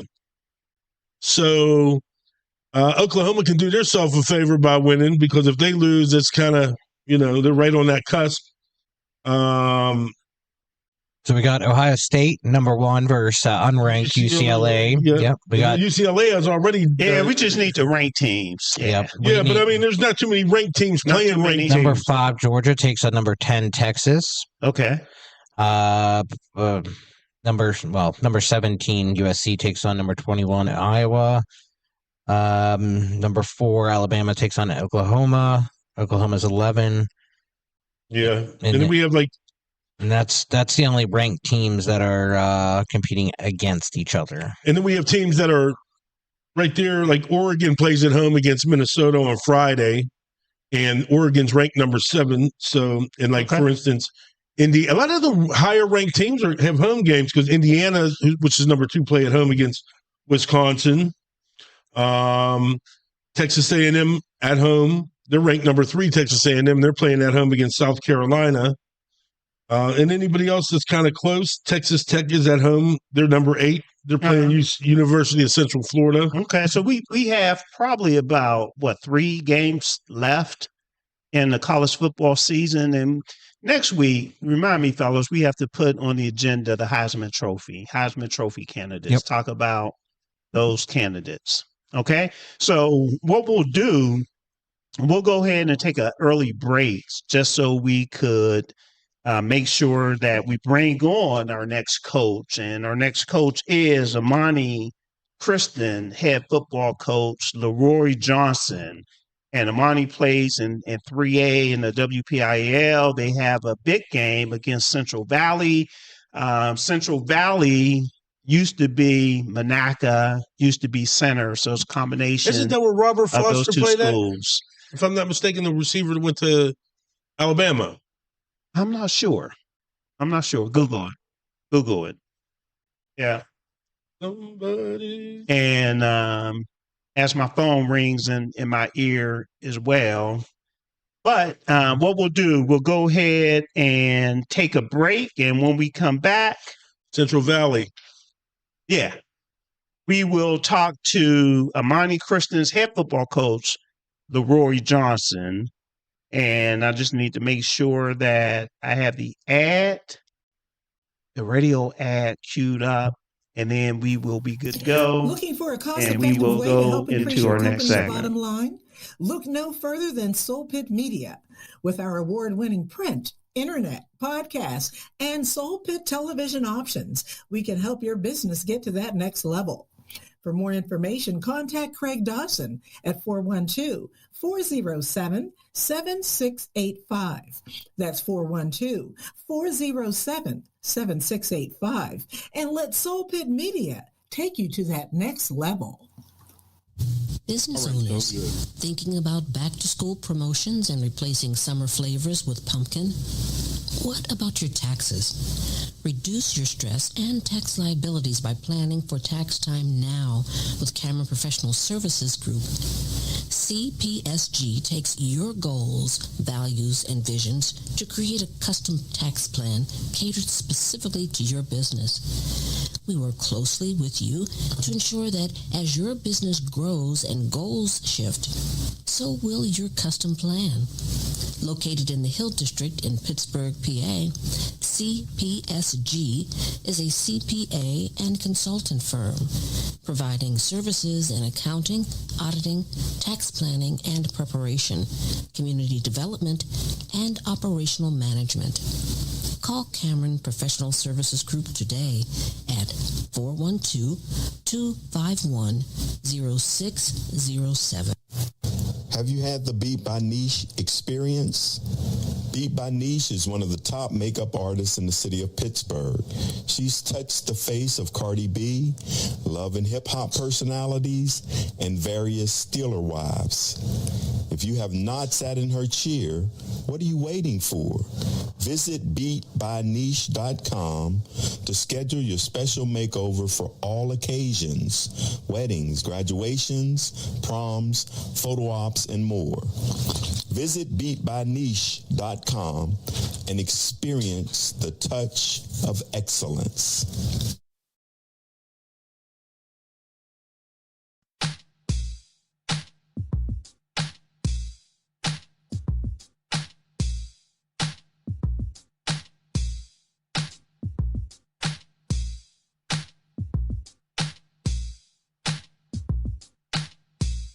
All right, we are back. This is Soul Take on Pittsburgh's DSEN. We normally come to you every Tuesday from 6 to 8 p.m.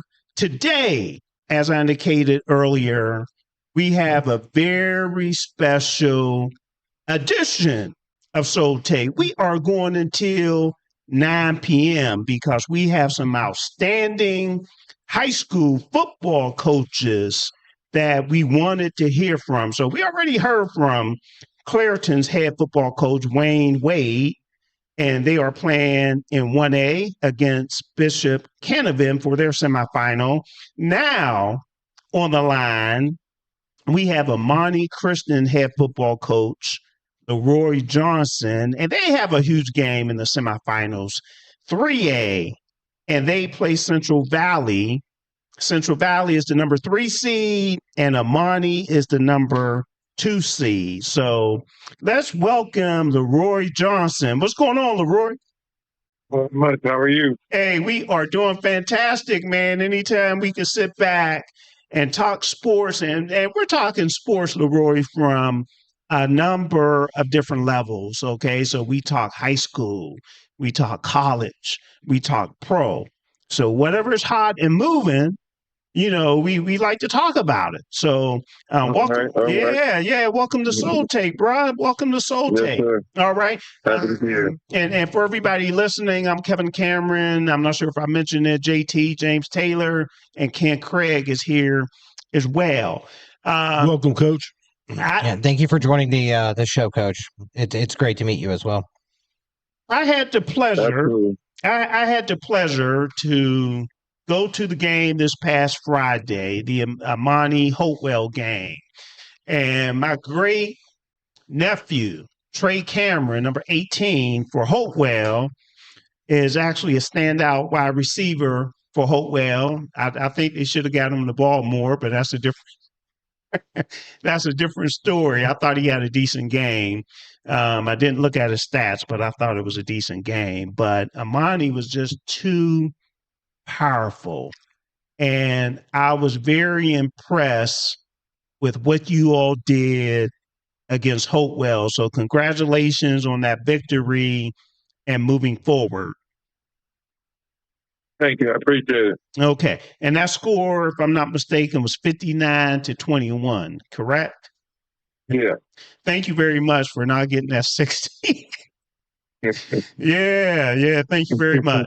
So let's talk about your team, right? Your team, as I indicated, pretty powerful. We also just got off the phone, as I indicated, with Wayne Wade for Clairton. You all played Clairton the first game of the year, and you won that game, I think, 19-12. And you've had a really good season. So let's talk about your squad a little bit. What should people expect if they were to come to the game against Central Valley? That's a 7 p.m. game at Montour High School. Yeah, you're gonna get two well-coached teams. Both teams are going to play extremely hard. They're extremely well-coached, and I like the scheme that they run. I think they believe in their scheme. So you're going to get two teams that believe in what they do. I think what we're trying to do is obviously put the ball in our playmakers' hands. So we try to do that as often as we can. I think you're going to get some guys flying around and playing with a whole bunch of pride. Nobody wants to lose, and inevitably somebody will have to lose. So we're going to try to make sure it's not us. All right. And you all went 11-0 for the year, 6-0 in the conference. One of the things that stood out to me, and Friday was the first time that I actually saw you all play. I heard a whole lot about Imani, but that was the first time that I saw you all play. And you pretty much use a 3-back scheme, if I'm not mistaken, a 3-back power scheme. Is that correct? Yeah, we do a lot of different things. It just depends on what we see on tape and whatever we think is going to give us the advantage to win the game. No egos, no superstars. We just want to win the game. Excellent. And then on that note, who are some of the key players on your team? Obviously, our quarterback, Gabe Jenkins, outstanding player. David Davis, our wide receiver, running back. Anthony Portis, running back, linebacker. We have a lot of different playmakers that we get the ball to. Those guys are some of the notable guys because of their scholarship offers and things like that. But we have an outstanding offensive line that I think just doesn't get enough credit. And Devon Johnson, Kwame Battles, Matt Fulmore, Raymir Jones, Davion Hester, and Caden Adequoy. Those 6 guys really play extremely hard, and they make it go for us. And we just also happen to have some outstanding explosive athletes who can take it the distance and finish it. So those guys definitely playmakers, of course, the names, but those offensive linemen they make things tick. And do you have any of those players D1 players? Yeah, Gabe Jenkins is a Division I player. He goes 24. I lost count now. He might be at like 30. 30 college offers. David Davis, he is about he had over 20 as well, but he's narrowing his down to like a top 3. He was committed to Penn State. Both guys were committed to Penn State. One guy is still committed, but just taking some other visits and stuff like that to make sure it's everything he wants. We have one Craig here who has an offer. We have several offers. One at Duke, West Virginia, Liberty. He's an outstanding linebacker. Maurice Williams has offers from North Carolina, West Virginia. Kent State as well. Just outstanding linebacker. Anthony Portis has an offer at Fairmont State. Darius Clark has multiple Division II offers. Cal UPA, Fairmont. I think West Liberty, a few others. Yeah, we got Kwame Battles. He's got an offer to go to Akron University. We've got a lot of guys who can play, and Will Gorman, who's committed to Youngstown State. We've been blessed enough to have some guys, receive some offers and get some notoriety for the skills and for the skills they have, and it's always great to see that. I think that's the great thing with young men, and having those dreams come through, and that's what we play football for. I believe over here we play football for the opportunities that they can create. So that's what we push hard to try to get over here. Excellent. I'm going to throw it over to my guys here to see if they have anything for you. Yeah, I got this is Ken, Coach. Thank you again for coming on. I know Central Valley has a quarterback with a big arm, someone who makes a lot of plays. He's their top scorer on the team. But I don't want to look past Ethan Scher, who's their he's about 1,000 yards right now. What kind of game plan do you have to stop those two players? And then I have a follow-up question after that as well about your quarterback. I told you the game plan. I was thinking the same Same thing. Well, no, I don't want a game plan, but no, I was, with the type of players they have. Okay, how about who on your team really has to step up in this game to stop those players? I think we just got to make sure that we, just play well as a team. Just team defense overall. Just play fundamentally sound, do our job, and just execute whatever's being called. They have a very good team. The scheme is really good. Like I said, they believe in what they do. So for us, we just gotta make sure that we know our assignments on every play. And Gabe Jenkins, he has over 1,200 yards on the ground. How much of that, and this is, you don't have to give exact numbers here, but how much of that is him or designed for him on the ground, and how much of that is him kind of ad-libbing it as he's going through the play and making it happen himself? I mean, we run it. So, when we run the ball, it's designed for him to run it. And when we pass it, it's designed for him to pass it. And when he takes down and pulls it down and run it from passing it, then that's him deciding to do something different and make a play. But, when he runs it, he runs it. And when we pass it, we pass it. He's a phenomenal player that we're fortunate to have here. He is. He's an incredible player. So did he say 75-25 or? Yeah, he didn't say. He said we do what we want to do, and that's what happens. Yeah. Okay. I got you. I like it, Coach. And I'm going to ask you a question. Same kind of question I asked the last coach that was on. What part of your team's identity really has to show up in this game to win? I think we just got to play together as a team. I love defense. Together. Defense win championships, right? You got to play defense. I think we just got to play together as a team, and no matter which side of the ball we on, just make sure we execute every play. Okay. And we know our assignments, and every single time, whatever play it is, whether it's offense, defense, special teams, make sure everybody knows their assignment and execute. Yeah. I'm going to throw it over to JT in a minute, but the Warriors, just to let you know, I got a bone to pick with Imani Kristen, bro. I really do, man.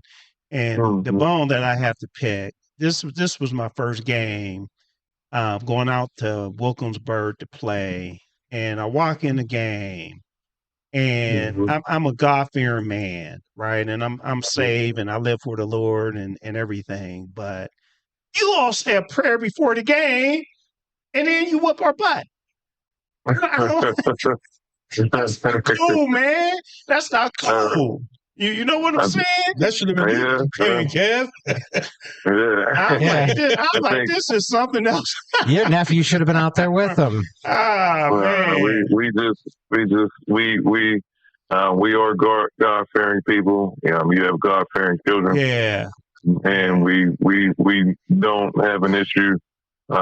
We never, as we said, we never have any personal issues with anybody. There you go. But once that ball's kicked off, it's his business. Yeah. And there's a lot of opportunity on that field. And we try to take advantage of every opportunity that's on that field because it's going to make a difference in some child's life sometimes. That's what's up. That's what's up. And for us, that's just what we believe in. Yeah, that's what's up. And I was kidding. So I think it's a beautiful thing. I know. Yeah, absolutely. That's a beautiful thing for sure. JT. Yeah.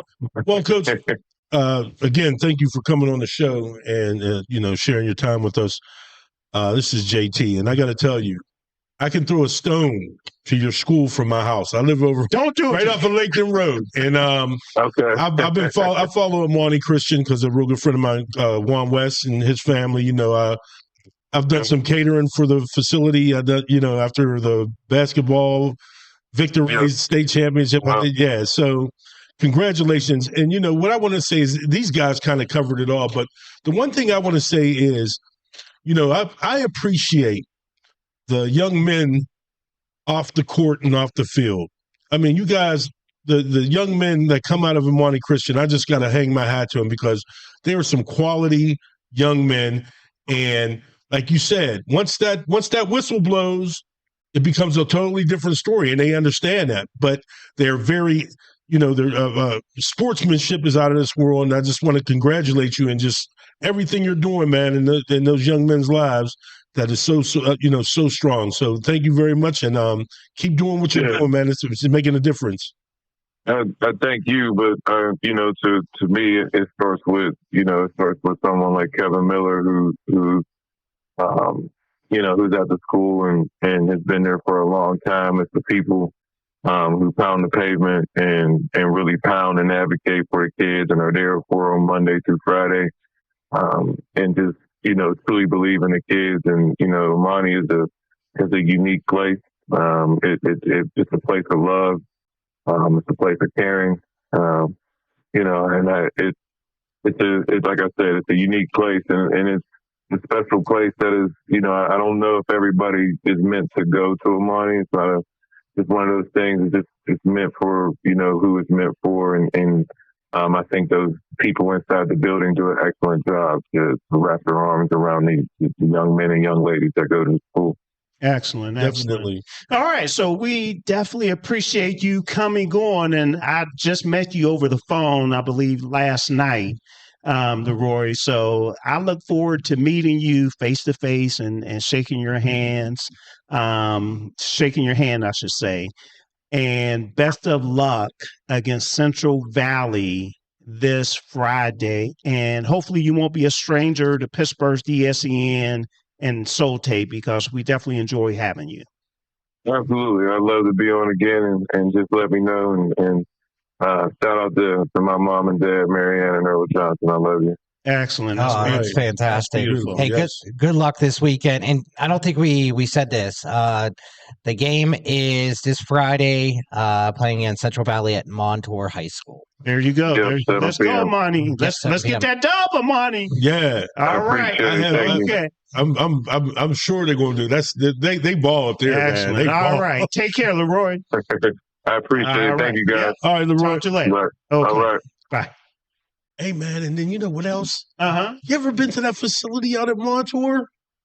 It's been a while. Man, let me tell you something. Yeah. Their basketball gym, Yeah. and their beautiful. their sports facility, It's a whole campus. big. Yeah, it's like a college type of deal, Yeah. And Ken, I'm about to leave you again. But I'll be right back. We need your update on. We need to go over week 11 picks. Not yet. We're not going to do that yet. Well, Is that what we had scheduled? We need to. Yeah. We need to get the Penguins, and we'll push the NFL Week 11 picks to the next segment. well, So we have to move some things around we here. could So let's skip get this to the this Pens. Eastern Michigan recap with Pitt. We can skip that, right? Well, we'll see what we Or have the Dallas Mavericks. We'll see what we have to do. But let's talk Pens, man. Let's talk about this 21-year-old doing this thing. 21-year-old, 222 days when he made a start.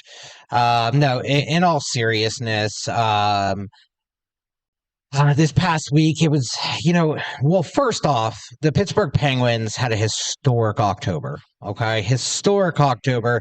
And since then, we've been the Pittsburgh Penguins have definitely been struggling a little bit here. So as of last week, as of this past game on Sunday, the Pens are now 9-5-3. So we have fallen third in the Metro Division behind New Jersey and Carolina. So after a historic October, we've had 5 games in November going 1-4. So not looking too hot right now. We did just leave. Well, we just landed in Sweden. So it depends. This is I saw the pictures. Yeah, this is a very, very well. We would have paid for you to go over if you wanted. Really? Yeah. Really? It's not to Sweden, it's to Sweden. Well, this is a big, this is a needed trip for them. Okay. They have 2 games in 10 days, or 2 games in a week, I should say. I actually think it's 10 days. Is it cold in Sweden right now? Yes. And they need a lot of practice, right? So they just need regroup. Coming into November, they were on, this high train, and since then have really kind of been losing gas at the end of games lately. So I was trying to tell Rico he could come in. Yeah, come on in, Rico. You'll be fine. Go ahead and have a seat. Just walk right by me. All right, so we have this goaltender. He was 4th round pick. His name's Sergei Murashov. He's a fan favorite. Okay. So the Pittsburgh Penguins, everyone knows Tristan Jarry, and if you don't, he's number 35 for the Pittsburgh Penguins. He's a starting goaltender. He was hurt at the beginning of November against Toronto. He's now on IR. He's going to be out for about 3 to 4 weeks. When he went to IR, they called up Sergei Murashov, who in the AHL for Wilkes-Barre Scranton, he was named the goaltender of the AHL goaltender of the month for the month of October. The kid was going out of his mind down there, right? He had 5-2 record, 1.73 goals against average, and a .931 save percentage. And those numbers are lights out. And even in the AHL, those numbers are lights out. So he's definitely an up-and-coming fan favorite. And when they announced that he was called up to the NHL, the fans went crazy. It was actually a packed stadium or arena, signs everywhere for his debut against LA Kings. It was a Sunday game. It was 2:30. One of the coolest things was, and I'm kind of skipping ahead of myself here, but one of the coolest things that I've heard a player say, and mind you, he's Russian, 22 years old. I know where you're going. Right after the game, all right, we meet with him in the locker room, and we get to ask him questions about the game, and the first thing he says is, I just want to thank all the fans for coming out, especially because it's Steelers play on a Sunday. Yeah. First thing he said. Even though the game wasn't on. Right, but still he gave props of right. For Pittsburgh fans. And I've had multiple conversations. A lot of times people don't understand the power of the Steelers, right? They don't. They really don't. They don't, but he does. He does. Yeah. He does, exactly. But I've had multiple conversations with goaltending coach, the head coach, about Sergei Murashov, and everyone around the organization is excited about him. Good. He is a true up-and-coming superstar, and what they're doing is being patient with him and keeping him at the AHL level to make sure he gets a ton of playing time. Okay. So he can continue to develop. So the fact that he was pulled up to the NHL before then is kind of against the program that they had for him. Yeah, against the norm. But now that he's up here, in his first game against the LA Kings, unfortunately the Penguins lost 3-2, but the real story was him, right? And he looked really good. He was poised in there.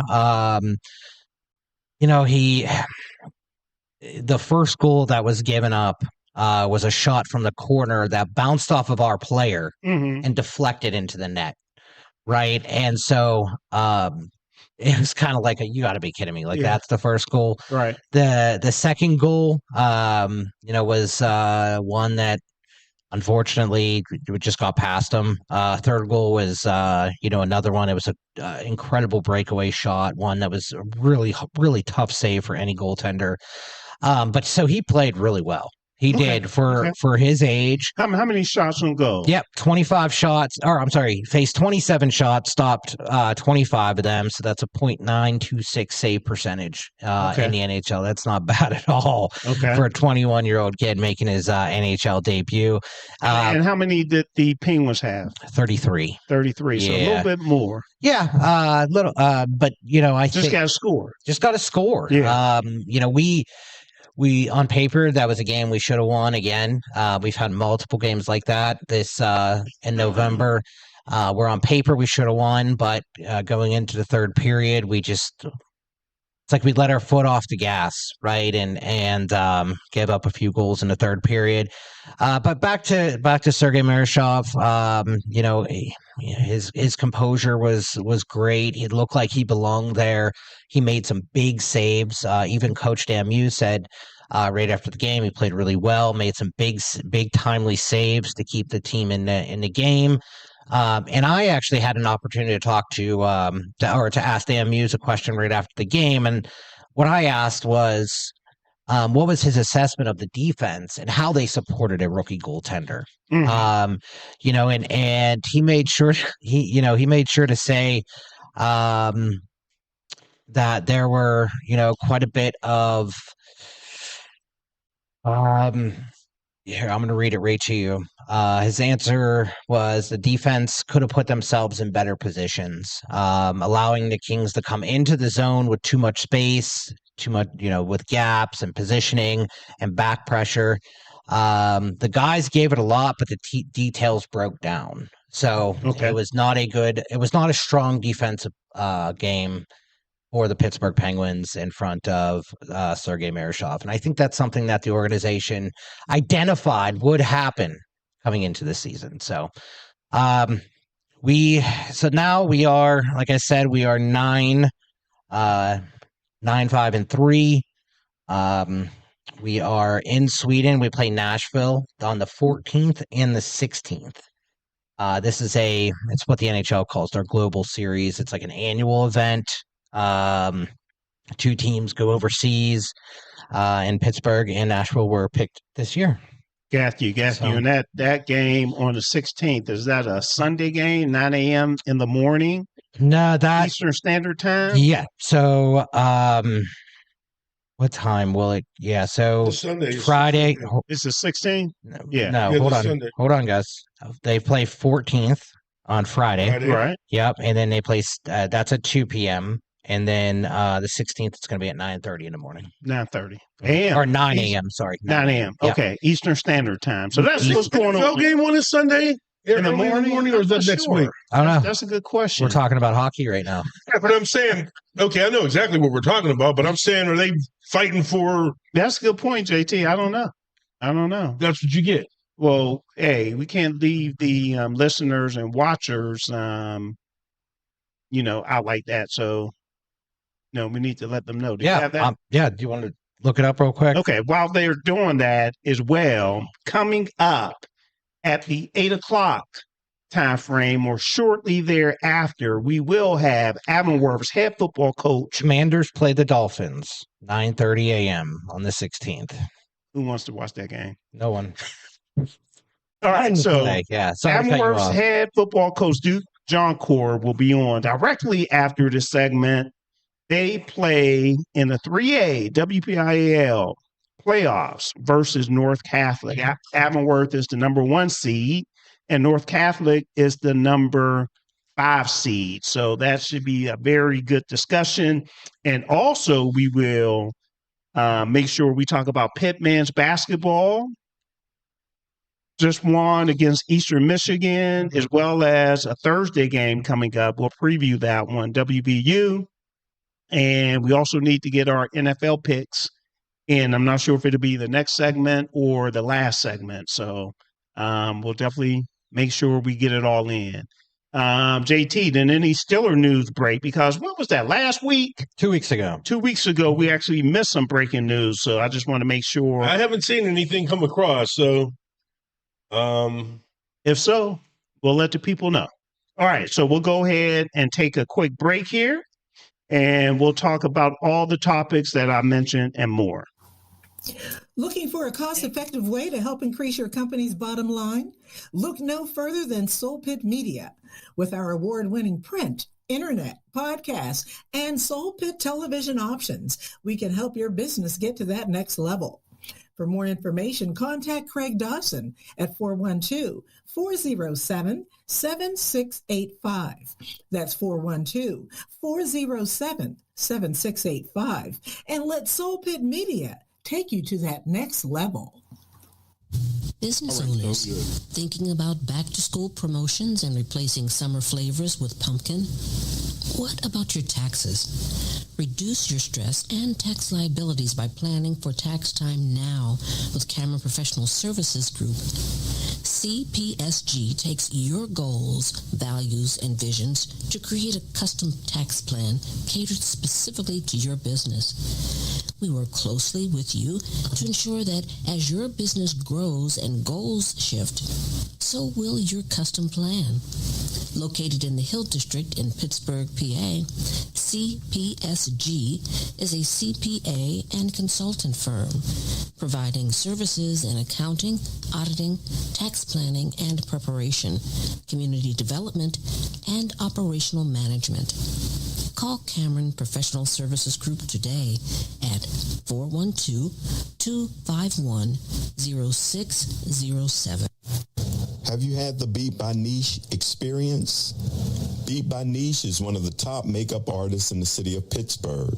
She's touched the face of Cardi B, love and hip-hop personalities, and various Steeler wives. If you have not sat in her chair, what are you waiting for? Visit beatbyniche.com to schedule your special makeover for all occasions: weddings, graduations, proms, photo ops, and more. Visit beatbyniche.com and experience the touch of excellence.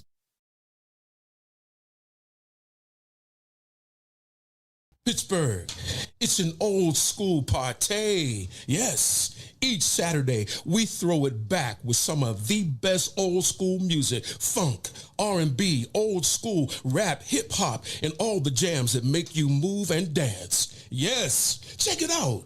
Each Saturday right here on Pittsburgh's DSEN. All the old school jams, 6 to 11 p.m. Pittsburgh, have you seen our Sunday radio schedule? Ooh, it is lit. Start the day off with our Sunday gospel music from 7 a.m. to 3 p.m. It will inspire you and have you praising the Lord. Then from 3 to 8 p.m., we bring you Sunday jazz melody for all the jazz lovers. Then cap off the night with The Quiet Storm from 8 to 11 p.m. to hear the best smooth, romantic, and soulful R&B sounds of yesterday and today. All that each Sunday on Pittsburgh's DSEN, the place for soul.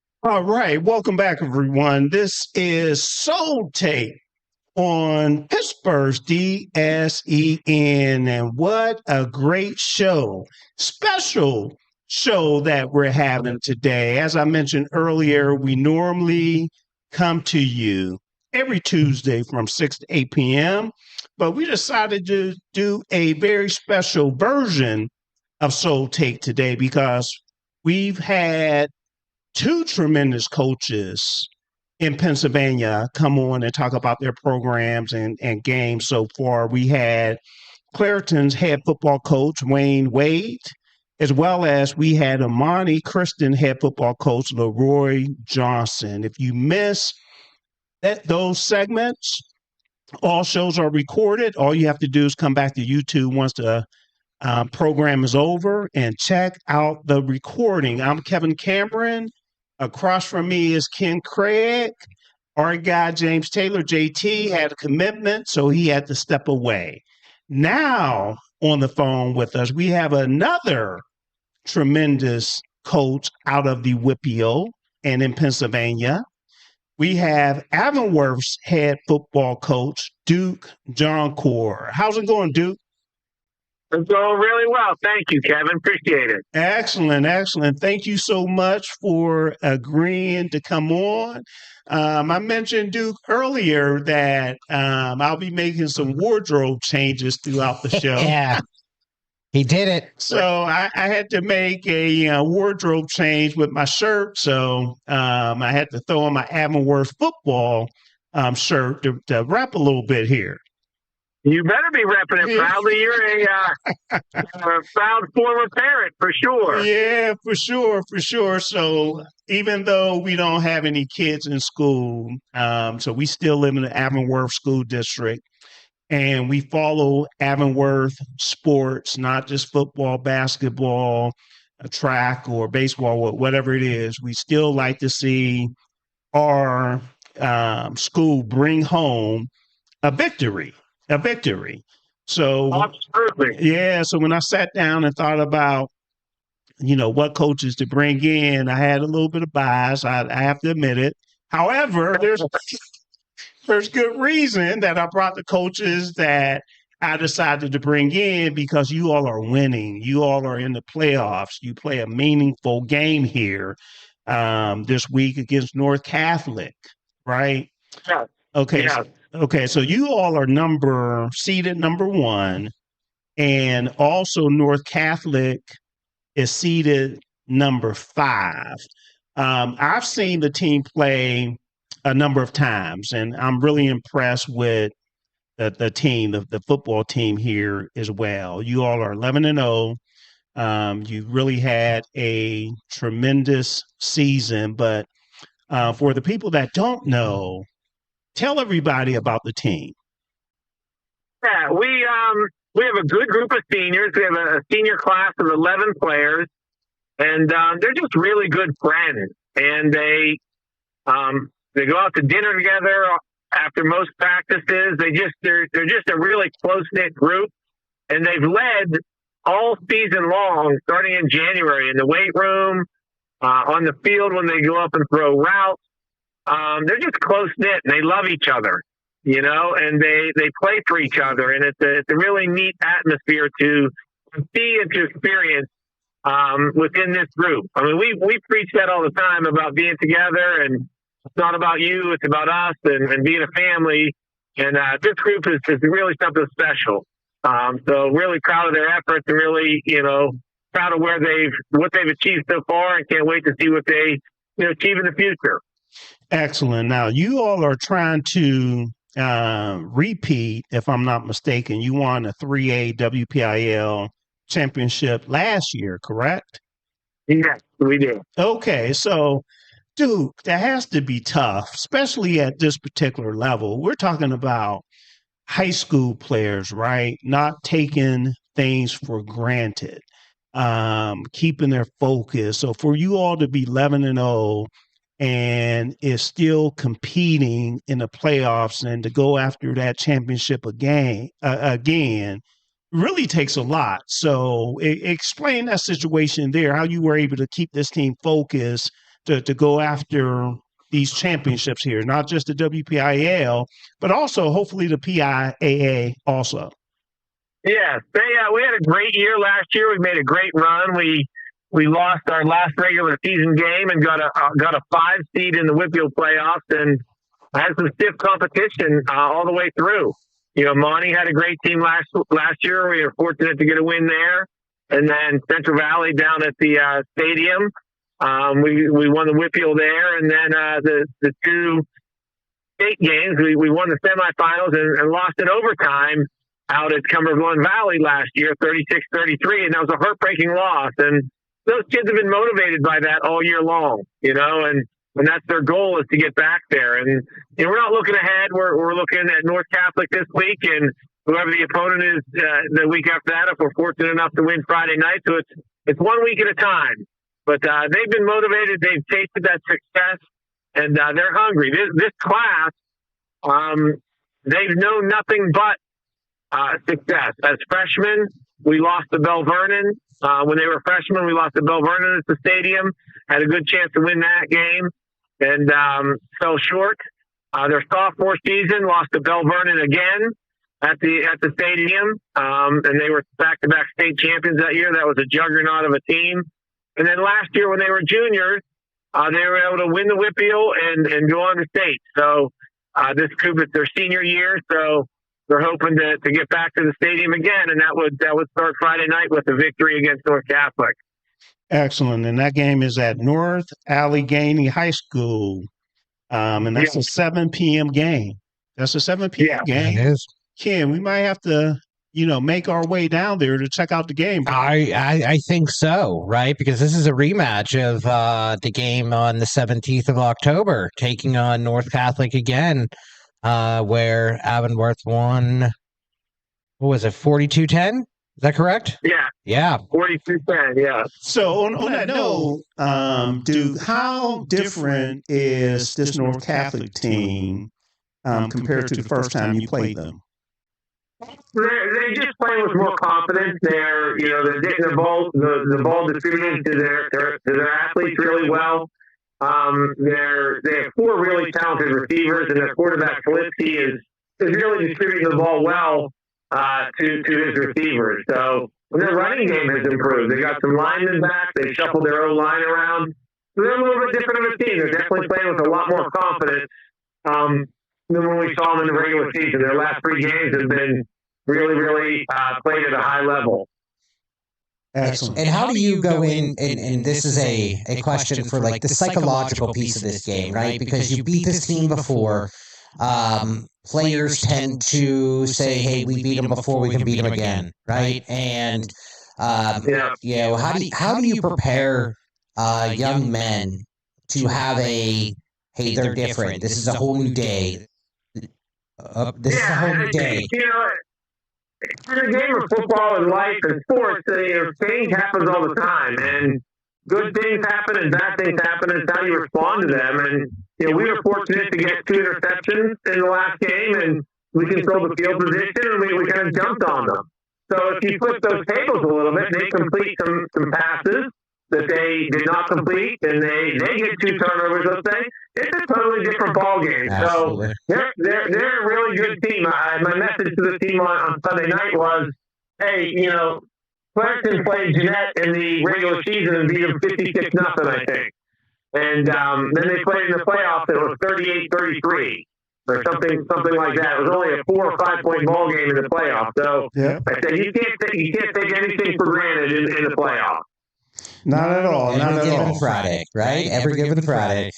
And I've asked a few other coaches this question too, and I think I want to make sure I ask you as well. What part of your team's identity must show up to win this playoff game? The calm, resilient one. If they complete some passes and they go up on us, just to stay the course and stay focused and play our game and not get nervous or anxious and just play our game, I think would be the message. And I'll say Avonworth's game, and again, I've been to 2 or 3. They're a power football team. They're a tough-nosed football team. So the opponent, as they say, better buckle up, and it's going to be a tough game. It's going to be a tough game. So I just wanted to add that. And I see the stat sheet here for the season, and I see that there's some names on here that you probably hear every other play, in the stadium. Dimitri Velisaris. Am I pronouncing that correctly? Okay. Yeah, Velisaris. Yeah. Yep. He's 1,300-yard rusher, and Luke O'Neill and Bellinger, and there's some big names here. But is there anyone that we should keep an eye on that might not be on this stat sheet that you think will change the game, or someone just to keep an eye on for people? I just think our blocking up front, that's where everything starts. That gives you your pass protection. It gives you your running lane. We have a solid offensive line. Our 5 offensive linemen are really talented and just solid players. And then we have 3 tight end H-back players that just are an extension of that offensive line that are just physical. And they do a great job blocking for us as well. And that's Bryce Metz and Marco Arlia and Evan Lausenheiser. And actually Jackson Cole. We have 4 of those type of players. And they're unselfish players that are willing to, they're skilled players, but they don't get in the stat sheet. And any combination of those 4 really make us a strong, sound, solid football team. So those 4 individuals are pretty special to us. And for those watching or listening, we are speaking to Avonworth's head football coach, Duke Johncour, and we're talking about the Avonworth program and the upcoming game against North Catholic. Another question I wanted to ask, D1 players, any D1 players on your team? So we have an offensive lineman, Peter Bonnet. He's a senior, and he is committed to play at the Naval Academy. Nice. Yeah. Okay, great. And Duke, how long have you been there now as the head coach? I became the head coach in 2011. I've been there. This is, I think, my 14th season as the head coach. 14th season. Do you know your record?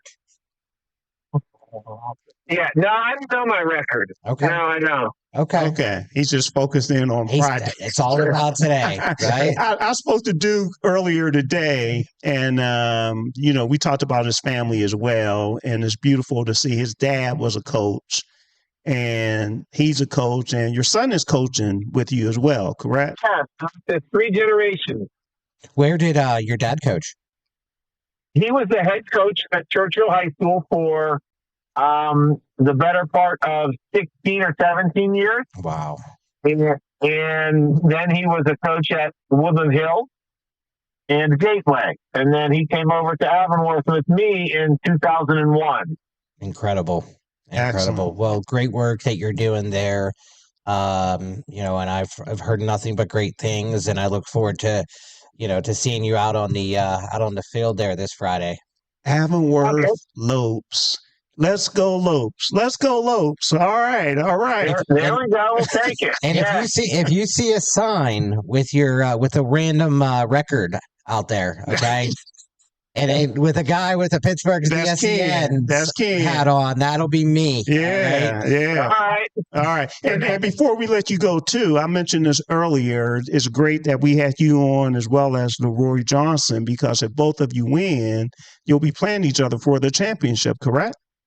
Yeah, it would be a rematch of our last year's semifinal game. We met in the semifinals. All right. So it makes it easy to root for both of you this week. Yeah. He is a really talented team. I've seen them on some of the tapes we watch of common opponents, and he has another really, really good team. So kudos to the Imani program. They're doing a great job. And you know what? I'm going to mention this, too, before I let you go, because one of the games that I went to was against Hopewell, because I have a great nephew that plays for Hopewell, Trey Cameron, number 18. Yeah. So that's my great nephew. So he's really had a good year. Yeah, good. Hopewell had a really good season. Yeah. So we're real proud of him. All right. So we'll go ahead and let you go, Duke. Thanks again for agreeing to join our show tonight. And don't be a stranger, man, now that you know we're here. No. Well, I see Jalen walking the dog all the time. I need to see you walking the dog. You've been missing me, dude. That's what's going on. Yeah, for sure. Well, and anyone who's just dialing in or just tuning in, we have the Avonworth's head coach, Avonworth Antelopes. Yep. Head coach Duke Johncour, who was also the high school coach of the year. The Pittsburgh Steelers High School Coach of the Year for 2024. So congratulations on that. And it does look like they said that, that your record last year over 14 seasons was 119-41. You just couldn't wait, huh? I couldn't. All right. Great work, Coach. Okay. Thanks a lot, dude. Thank you so much. Thank you, Kevin. We'll see you guys. All right. Talk to you later. Bye-bye. Okay. Bye. All right. I didn't know he was the coach of the year last year. I didn't know. You told me something. Man. You told me something. Yeah, the Pittsburgh Steelers, they name a high school coach of the year every year. And so they named Avonworth's head coach, who we just spoke with, the 2024 high school coach of the year. The honor also makes Coach Johncour finalist for the prestigious Don Shula NFL High School Coach of the Year award as well. So excellent. Fantastic. Great coach, great powerhouse. One of the powerhouse teams in Western Pennsylvania. So definitely. Awesome. All right. So let's transition here real quick to some basketball. Pitt basketball. I had the pleasure of being at the game last night against Eastern Michigan.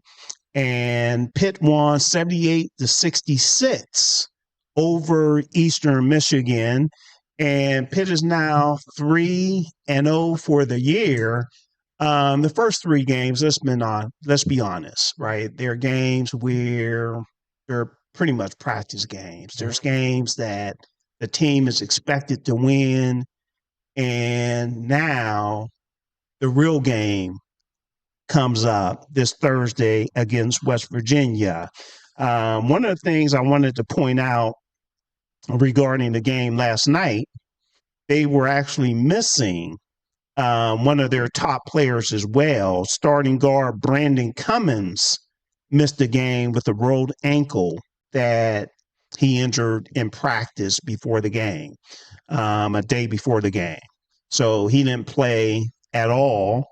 And when I take a look at the stat sheet, one of the things that I'm happy to see that the Pitt basketball team improved in, and I actually asked head coach Jeff Capel about this yesterday as well, they improved from a turnover standpoint.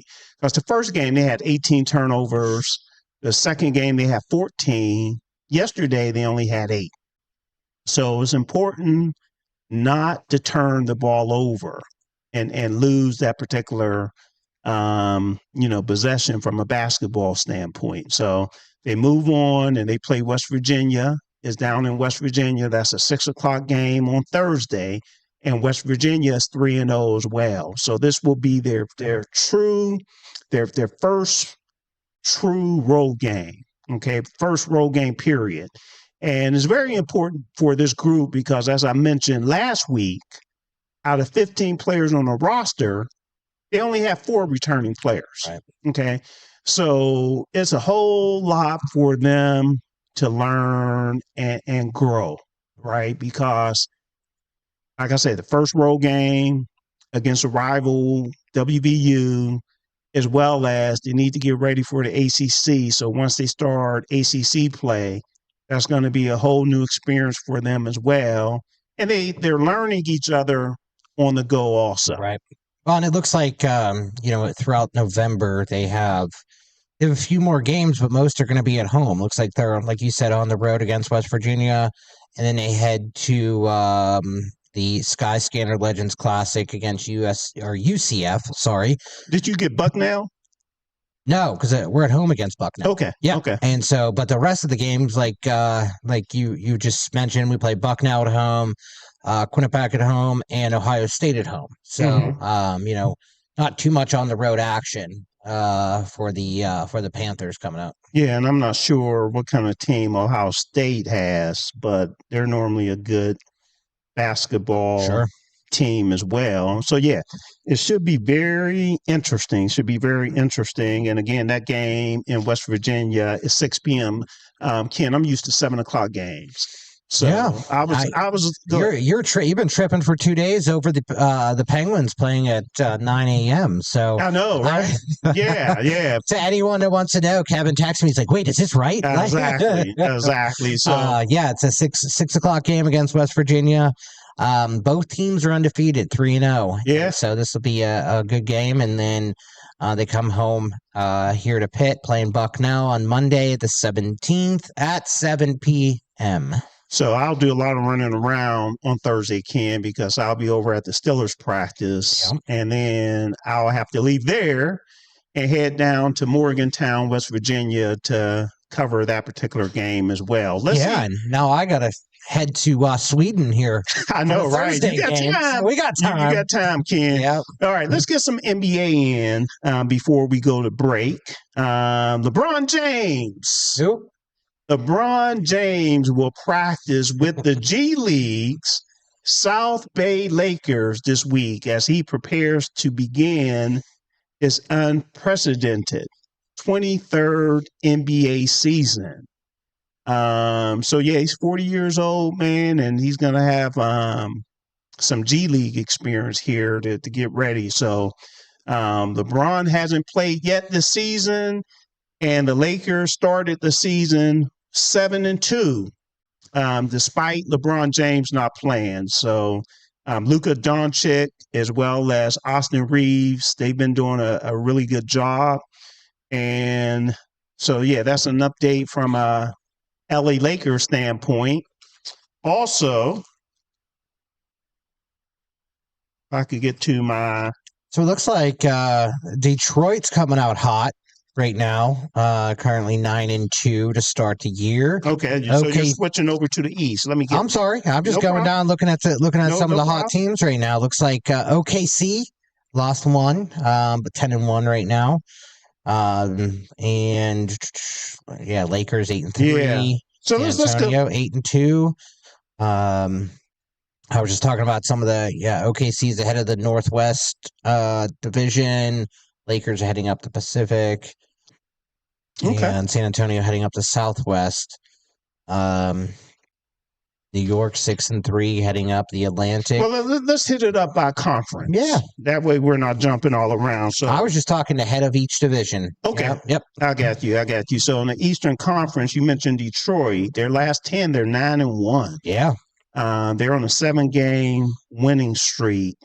And I know Cape, I think it's Cape Williams, if I'm not mistaken. He had a big night, 46 or 47 points. The Knicks, I actually have the Knicks, if I'm not mistaken, going to the NBA Finals. Nice. And they won 4 in a row. I think they're at 6-3. I have OKC winning it all. Okay, all right. But I think I have the Knicks. We like to hold each other accountable. Yeah, here. representing the East, and then Miami and Cleveland. They're 7-4. Milwaukee is 7-4 as well. I think we talked about our guy. What's his name? Head coach. I want to say Rivers. Rivers. Oh, Doc Rivers. Doc Rivers. Rivers. I think is important for Milwaukee to have a good year for him to keep his job. Mm-hmm. And well, speaking of that, I think someone lost their job in the NBA here, right? Yeah, I think you're right. And also, condolences. I'm not sure if JT talked about the condolences as well. The NBA family lost a member of their family also, Lenny Wilkins, if I'm not mistaken. Let me just double check that. I'm trying to go from memory. Did you hear that, Ken? No, I did not. You said Lenny Wilkins, right? Yeah. I want to make sure the information is correct. Yeah, that is correct. November 9th. Okay. Unfortunately. So condolences out to his family and all the loved ones as well. The firing you were talking about was the GM from Dallas. Nico Harrison. Yeah. The infamous trade. Yeah. Now he's out of his job. Right. Less than a year later. Right. And then in the East, and we're running short on time here as well.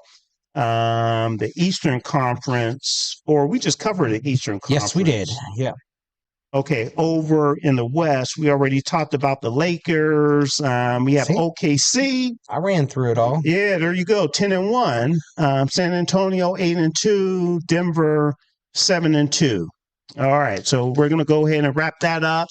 As far as what's going on in the NBA, when we come back, we need to get my boy on.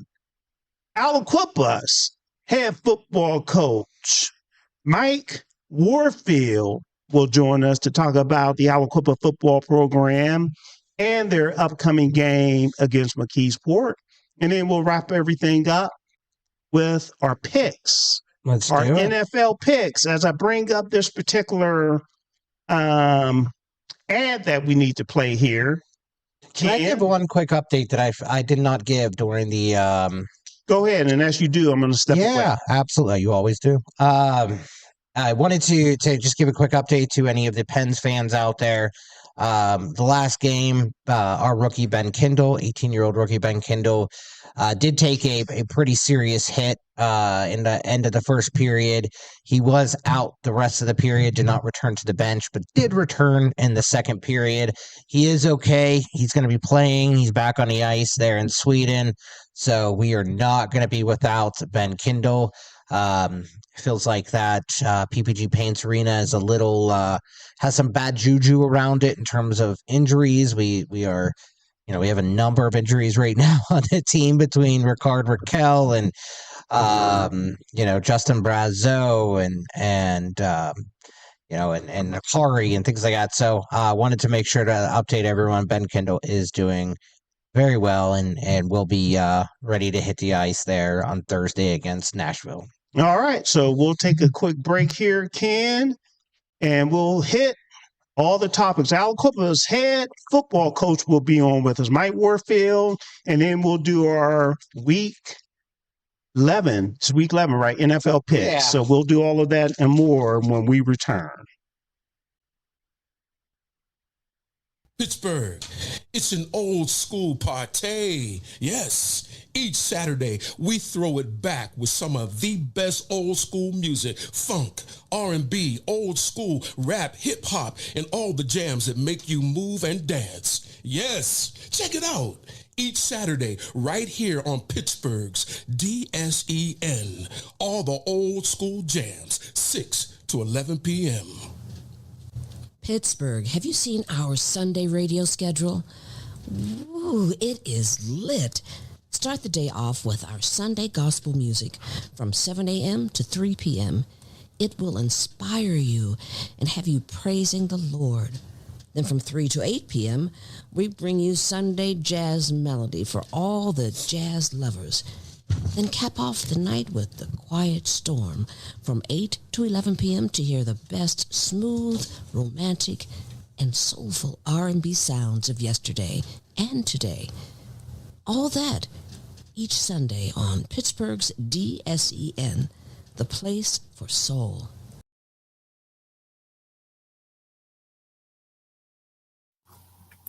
Looking for a cost-effective way to help increase your company's bottom line? Look no further than Soul Pit Media. With our award-winning print, internet, podcast, and Soul Pit television options, we can help your business get to that next level. For more information, contact Craig Dawson at 412-407-7685. That's 412-407-7685. And let Soul Pit Media take you to that next level. Business owners thinking about back-to-school promotions and replacing summer flavors with pumpkin? What about your taxes? Reduce your stress and tax liabilities by planning for tax time now with Cameron Professional Services Group. CPSG takes your goals, values, and visions to create a custom tax plan catered specifically to your business. We work closely with you to ensure that as your business grows and goals shift, so will your custom plan. Located in the Hill District in Pittsburgh, PA, CPSG is a CPA and consultant firm, providing services in accounting, auditing, tax planning and preparation, community development, and operational management. Call Cameron Professional Services Group today at 412-251-0607. Have you had the Beat by Niche experience? Beat by Niche is one of the top makeup artists in the city of Pittsburgh. She's touched the face of Cardi B, love and hip-hop personalities, and various Steeler wives. If you have not sat in her chair, what are you waiting for? Visit beatbyniche.com to schedule your special makeover for all occasions, weddings, graduations, proms, photo ops, and more. Visit beatbyniche.com. Excellence.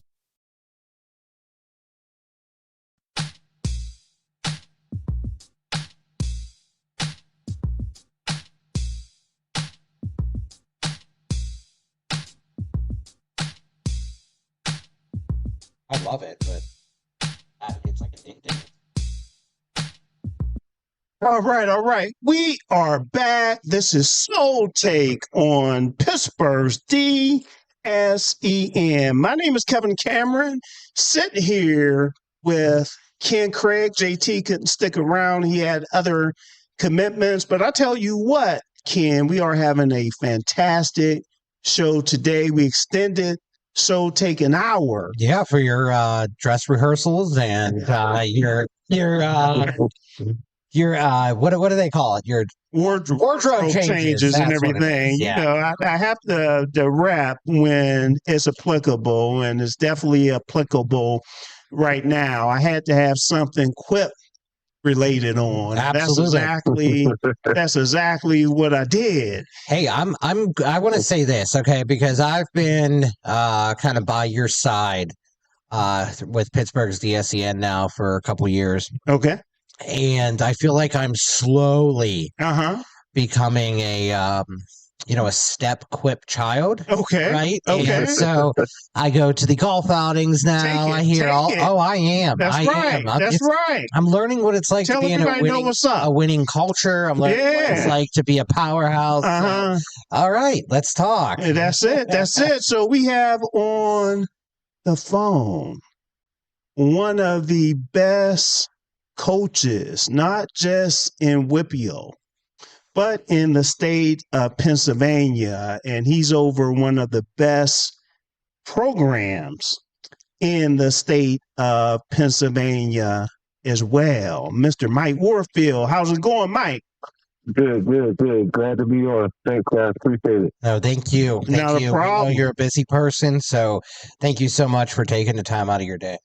All right. Absolutely, no problem. So last but not least whatsoever, so if anyone joined the program late, we had 4 outstanding head coaches that coach in the WPIAL. We had Clairton's head football coach, Wayne Wade. We had Imani Kristen, head football coach, LaRoi Johnson. And we also had Avonworth's head football coach, Duke Johncour. And now, as I indicated, Aliquippa head football coach, Mike Warfield. And Mike, I know you played Avonworth earlier this year, and that was a tough game at Aliquippa. Yeah. I went to that game, and like I said, it was a tough loss. I know you played Clairton in the past. By the way, I'm not sure if you heard that segment, but we talked about bringing that game back around.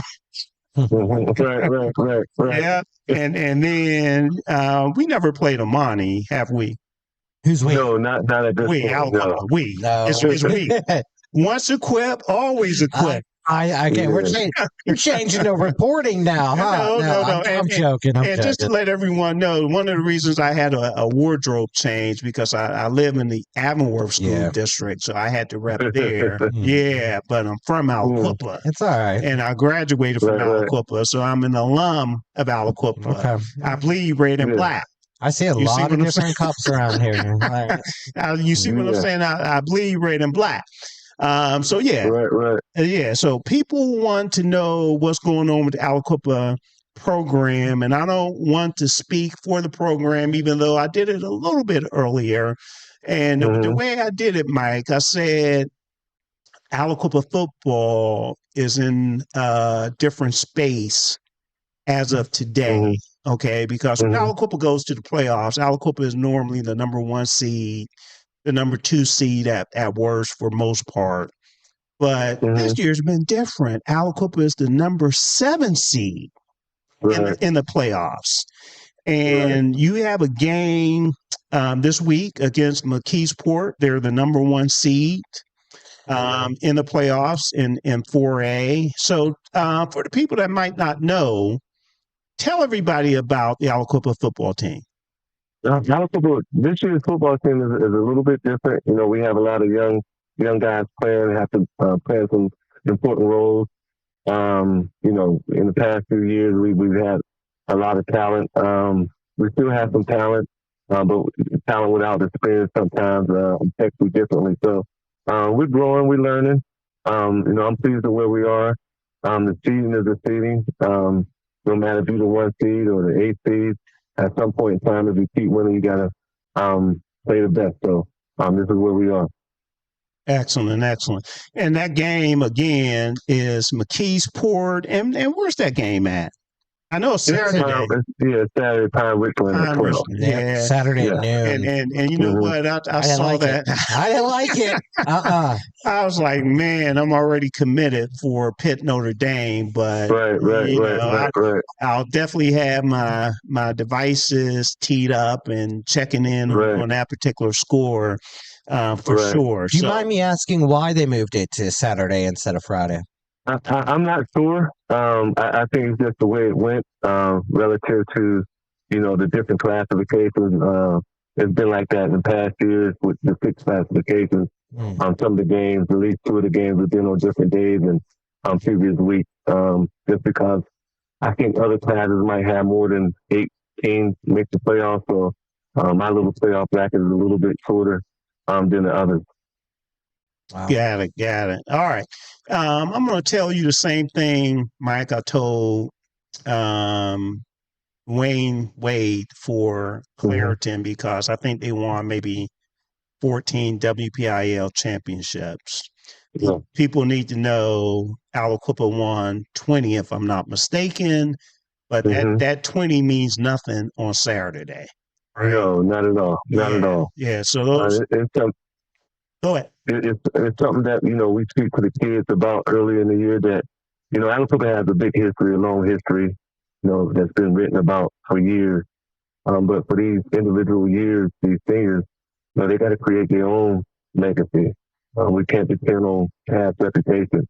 So this is something that I'm proud of them about, that they have now established their own reputation relative to, continue the Aliquippa tradition, just working hard, praying hard, and a lot of success on the field. Definitely. And same with the 5 PIA championships also, this year, and those kids have to focus in on winning on Saturday. That's what it's all about. So what is the challenge, Mike, with McKeesport? It's going to be a tough challenge. I mean, Coach Matt, his staff always have his team prepared. I think we've played them 3 out of the last 4 or 5 years in the playoffs, 1 time in the championship. So he always had those guys prepared to play. And the style of play relative to the offensive side is something that you don't see, week to week because they sort of run a little bit of the wing tee. And then it's added difficulty because you can't emulate that speed of the game at practice. So our guys got to be aware of their assignments and alignments and make sure they understand their responsibilities. Okay, tell us about your quarterback, Mike. I think he missed a number of games this year, but he's back now, right? Yes, he is. After the Penn Hills game, I can't remember the week 4 or 5. He had an injury with his knee, and it was uncertain if he'd be able to play again. Relative to how the severity of his injury. But as time went, the week before the playoffs started, the Amherst game, he came to me, said he think he would be fine to play. And, physical is physical. I let, him and his family, make that decision relative to being able to play physically. But I just wanted to make sure he was comfortable mentally and prepared to play mentally. So he said he was, and, we put him through some difficult practices to make sure his knee was stable and healthy enough to play. And he's been performing pretty well now. Good. And what's the name again? Marcus Council. Council, yeah. Okay, there you go. And who are some of the other key players for this team?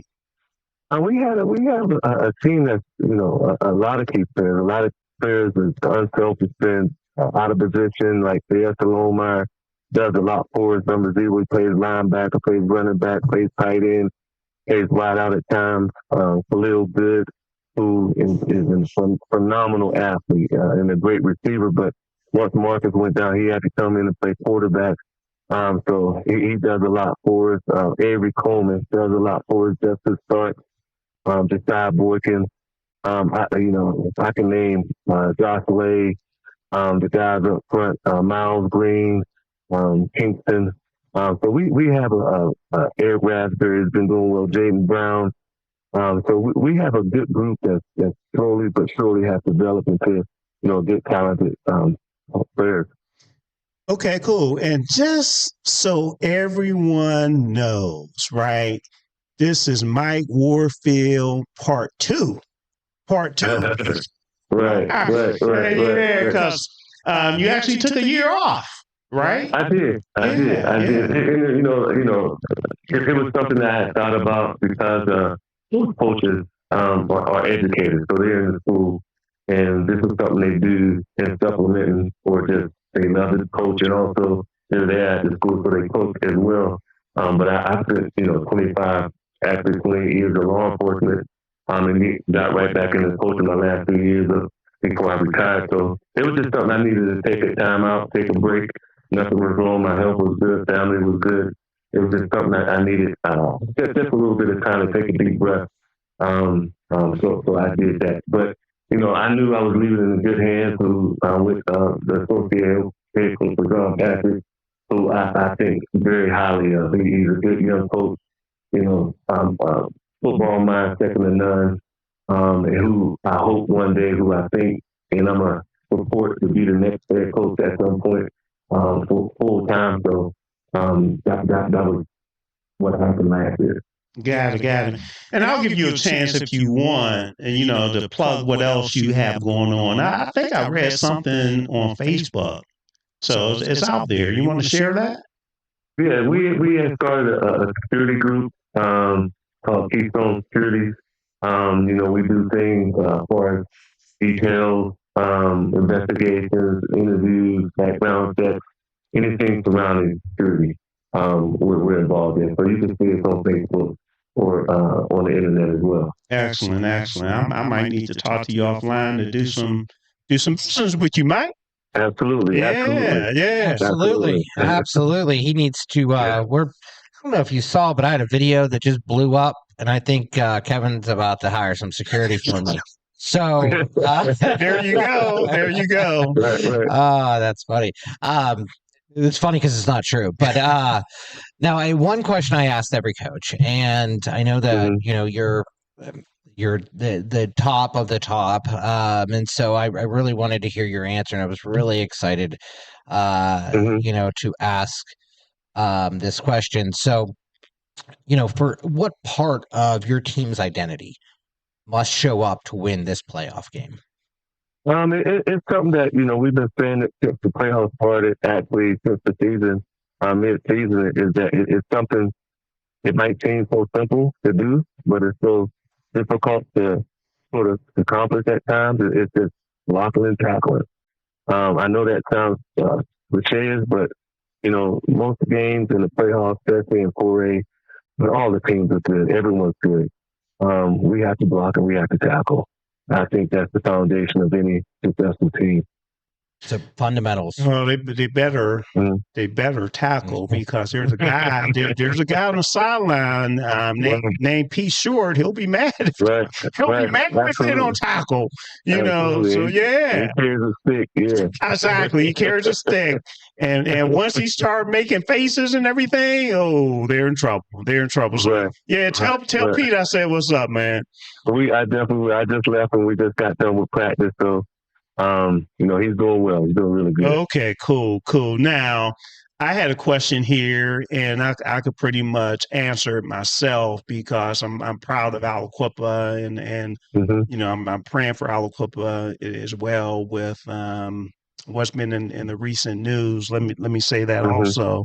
But notable alums from Aliquippa, I'm proud to say that Aliquippa is the only high school that has 3 Hall of Famers. Yep. Okay. Mike Ditka, Ty Law, and Darrell Revis. And the only high school in the United States of America. Which is wild. Yeah. That is such a wild stat or wild fact that you can't comprehend that, but then you're like, wow. Yeah. for sure. So, Right. and one of the things too that make me proud also, Mike, I cover the Steelers and Pitt football as well. So I'm normally on the south side at their practice facility. And when I look up, I want to say they have like 10 pictures, if you know what I'm saying. 10 retired jerseys up there, right? And the retired jerseys, 2 of the individuals are from Aliquippa, even though people need to know Tony Dorsett went to Hopewell High School, but he's from Aliquippa. Okay. Right. Yeah. And then you have Mike Ditka, that has that retired jersey. And I'm waiting on our guy, Darrell Revis. Okay. Right. Yeah. I'm waiting. And Kevin, there's another little stat also that I've thought about in the past years. There's been like 4 first-round draft picks. From Aliquippa that say that pick. Mike Ditka, Sean Gilbert, Jonathan Baldwin, and Darrell. Those are first rounders that come from Aliquippa with the pick next. Definitely. And I'm a Pitt alum, Mike. I know you have to stay impartial, right? When it comes to recruitment and everything. I mean, we want our guys to do well, get scholarships, right? So you're not going to turn a scholarship down, but I want you to go to Pitt. Okay. And I'm so proud. And I see Cameron Lindsay from time to time as well when I'm over there. So he's been playing well the last few games. Yes, he has. Okay. I think they were off last week. He came to our game last Friday, and his dad both coaches for us. Okay. He's the girls' basketball coach, but he also coaches linebackers as well. So it was good to see him, and we also proud of him and what he's accomplished in this. Which is no surprise. Definitely. And, Mike, we could sit here and talk Aliquippa. Aliquippa forever. Do you mind me asking, or is there any D1 players on your squad? We have a kid, Marcus, the quarterback, is committed to Yale. We're thinking that Lil may also be going to Yale, hopefully. So those are the 2 at this point right now. Love it. All right. And I'm missing somebody. How's our guy? I know Fisher is up there. He's been playing for Penn State. Yeah. We're so proud of him. Zarai, he had 2 knee surgeries on the same knee. It's sophomore and junior year. But he's starting now at Russia as number 36. So Zarai, matter of fact, Zarai was the last time, his senior was the last time we played Wayne in Clairton, up in Clairton. He's doing well. We're proud of him. He graduated. His position coach had called me and let me know he was graduating last summer. So we was good to hear that. So he's doing well. Excellent. And then there's someone else up there, the running back, right? Ty? Yeah, Ty Quay. Yeah, Ty Quay. He's just a freshman. He's getting redshirted this year. Yeah. Okay, cool. And then I have to let people know they don't have the history, right? Terry Smith, the interim head coach, is originally from Aliquippa as well. Yes, the family. I think he grew up as a younger kid here, then they moved to Gateway. Right. Terry's out with the guy. Yeah, for sure. We wish him well. Definitely. All right. Well, unfortunately, we have to let you go.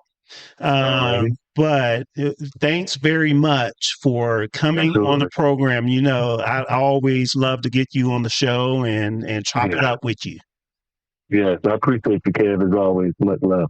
And I thank you as well. It's great to speak with you. Thank you for taking the time out. I'm excited to be a part of the love fest between you and Kevin. Good luck on Saturday. Let's go Quips. Keeping an eye on it, but good luck. Let's go Quips. All right, Mike. Yeah, talk soon. Okay. Right. Yep. Talk to you later. All right. Okay. Bye.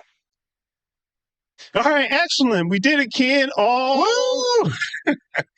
All 4 coaches, we were able to get in and have good discussions with them regarding their program as well as their alum and games coming up. And one name I wanted to throw out there because did he mention Justice Starks? Who? Did Coach? Mike Warfield? Yeah. Aliquippa's coach? No. Yeah, no, I think he's an offensive lineman there. He might have. Did he? He rattled off quite a few. Yeah, he So did. I know. And that's why I was asking. I didn't know if he said it, but I was just looking here, and it looks like he has a few offers. Not sure if they're D1 though, but but I do know like Council has a few. It looks like he committed to Yale. That incredible job for these young men. And it not only shows what athletically what they're doing, but academically, right? And, for sure. And the tone that the head coach there and the entire community has set for these young men. And the last thing I'll say, and because we have to move on, we're coming up on 5 minutes, and we need to get our NFL picks. But what's the one quality that you picked up, Ken, from the 4 head coaches that were on today? Ooh, support, advocacy, like love and trust. It's more than one. No, but I'm saying, but it's all like community, right? Like it's more than just a sport. Mine's is leadership. Yeah, right. Okay, these guys are leaders. Yeah. So what does it take to be a good head coach? You have to have good leadership. Oh, yeah. And part of good leadership is caring about your kids. Consistently. Yeah, and I believe that each one of them cares so much about their kids. There's a lot of coaches out there that'll care right before a game, right? But when it's off season and you're right, they don't need anything from you, and you still show them that you care, or you're not a all-star player, whatever. Like that's leadership. Definitely. Thank you for what you do, guys. So we're gonna go ahead and get our week 11 NFL picks. And real quick, who's the top? Let's go top 4. Yeah, of today. Let me pull it up real quick. I just had it up, so I apologize. I have it right here if you want me to give it. Yeah, go right ahead. All right. Go ahead. Tired of saying my name. Number 1, I should say tied in our competition, Pittsburgh's DSEN Pick'em competition on ESPN, tied for first. Tracy McCormick and Mr. Ken Craig. Your boy. All right, 970 points each. And great job. Tied for second is her husband, Mr. Ralph McCormick, and my cousin Bobby Cameron. He's coming up, though. And I said top 4, right? Yep. Did I miss myself? Yeah, because you're not in top 4. I'm tied as well. No, you're in third. I'm in third, so that's top 4. Right, and I'm tied with those 2 guys I just mentioned. No, you're in. Oh yeah, you are. Yeah, you are. Sorry. And then Eric Gibson. I guess we'll stop there. But Eric Gibson is number 6. Yeah, we don't. So we'll skip. So it's the next guy doesn't good know. competition. So yeah, let's get these picks. We got 3 minutes, Ken. Let's do it. And let me make sure I have the right schedule because I'm known for not having the right schedule. Yep. Again, week 11. All right, here we go. Thursday game, we have New York against New England. New England. And that's New York Jets. Yeah. I agree. Washington at Miami. True. Tough Tell game. you what, man, Miami ran all over Buffalo last week. No Jaden Daniels. I don't think Jaden Daniels is in.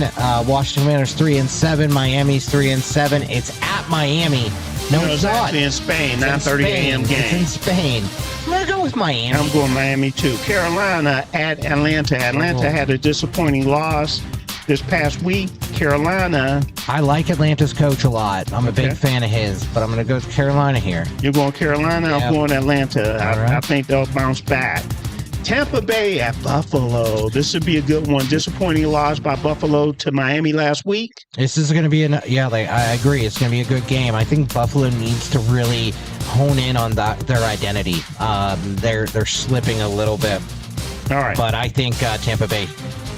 You like Tampa? I'm taking Tampa. Okay, I'm taking Buffalo. Houston at Tennessee. Houston had a big win. They did it without their starting quarterback. I'm going to take Houston. Their defense is tough. I'm going Houston too. Chicago at Minnesota. Chicago had a nice win. They did. They can compete with the best of them right now. I'm still Chicago. going Minnesota. Minnesota. You're going Chicago? I'm going Chicago. Green Bay, that boring game last night. Lost 10-7 to Philly. I'm still taking them over the New York Giants, who just fired their head coach, Brian Daboll.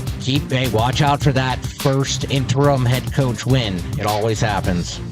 All right. LA Chargers at Jacksonville. Chargers. Chargers? Yeah, they're a good team. Yeah, but they slip up from time to time. You're going Chargers. Yeah. I'm going with Jacksonville. Okay. Seattle at the Los Angeles Rams. This is going to be a good game. Two very highly competitive teams, both 7-2. I'm going to take the Rams. Thank you, Ken, because I'm going Seattle. All right. San Fran at Arizona. This is a division game, huh? I'm going to take San Francisco.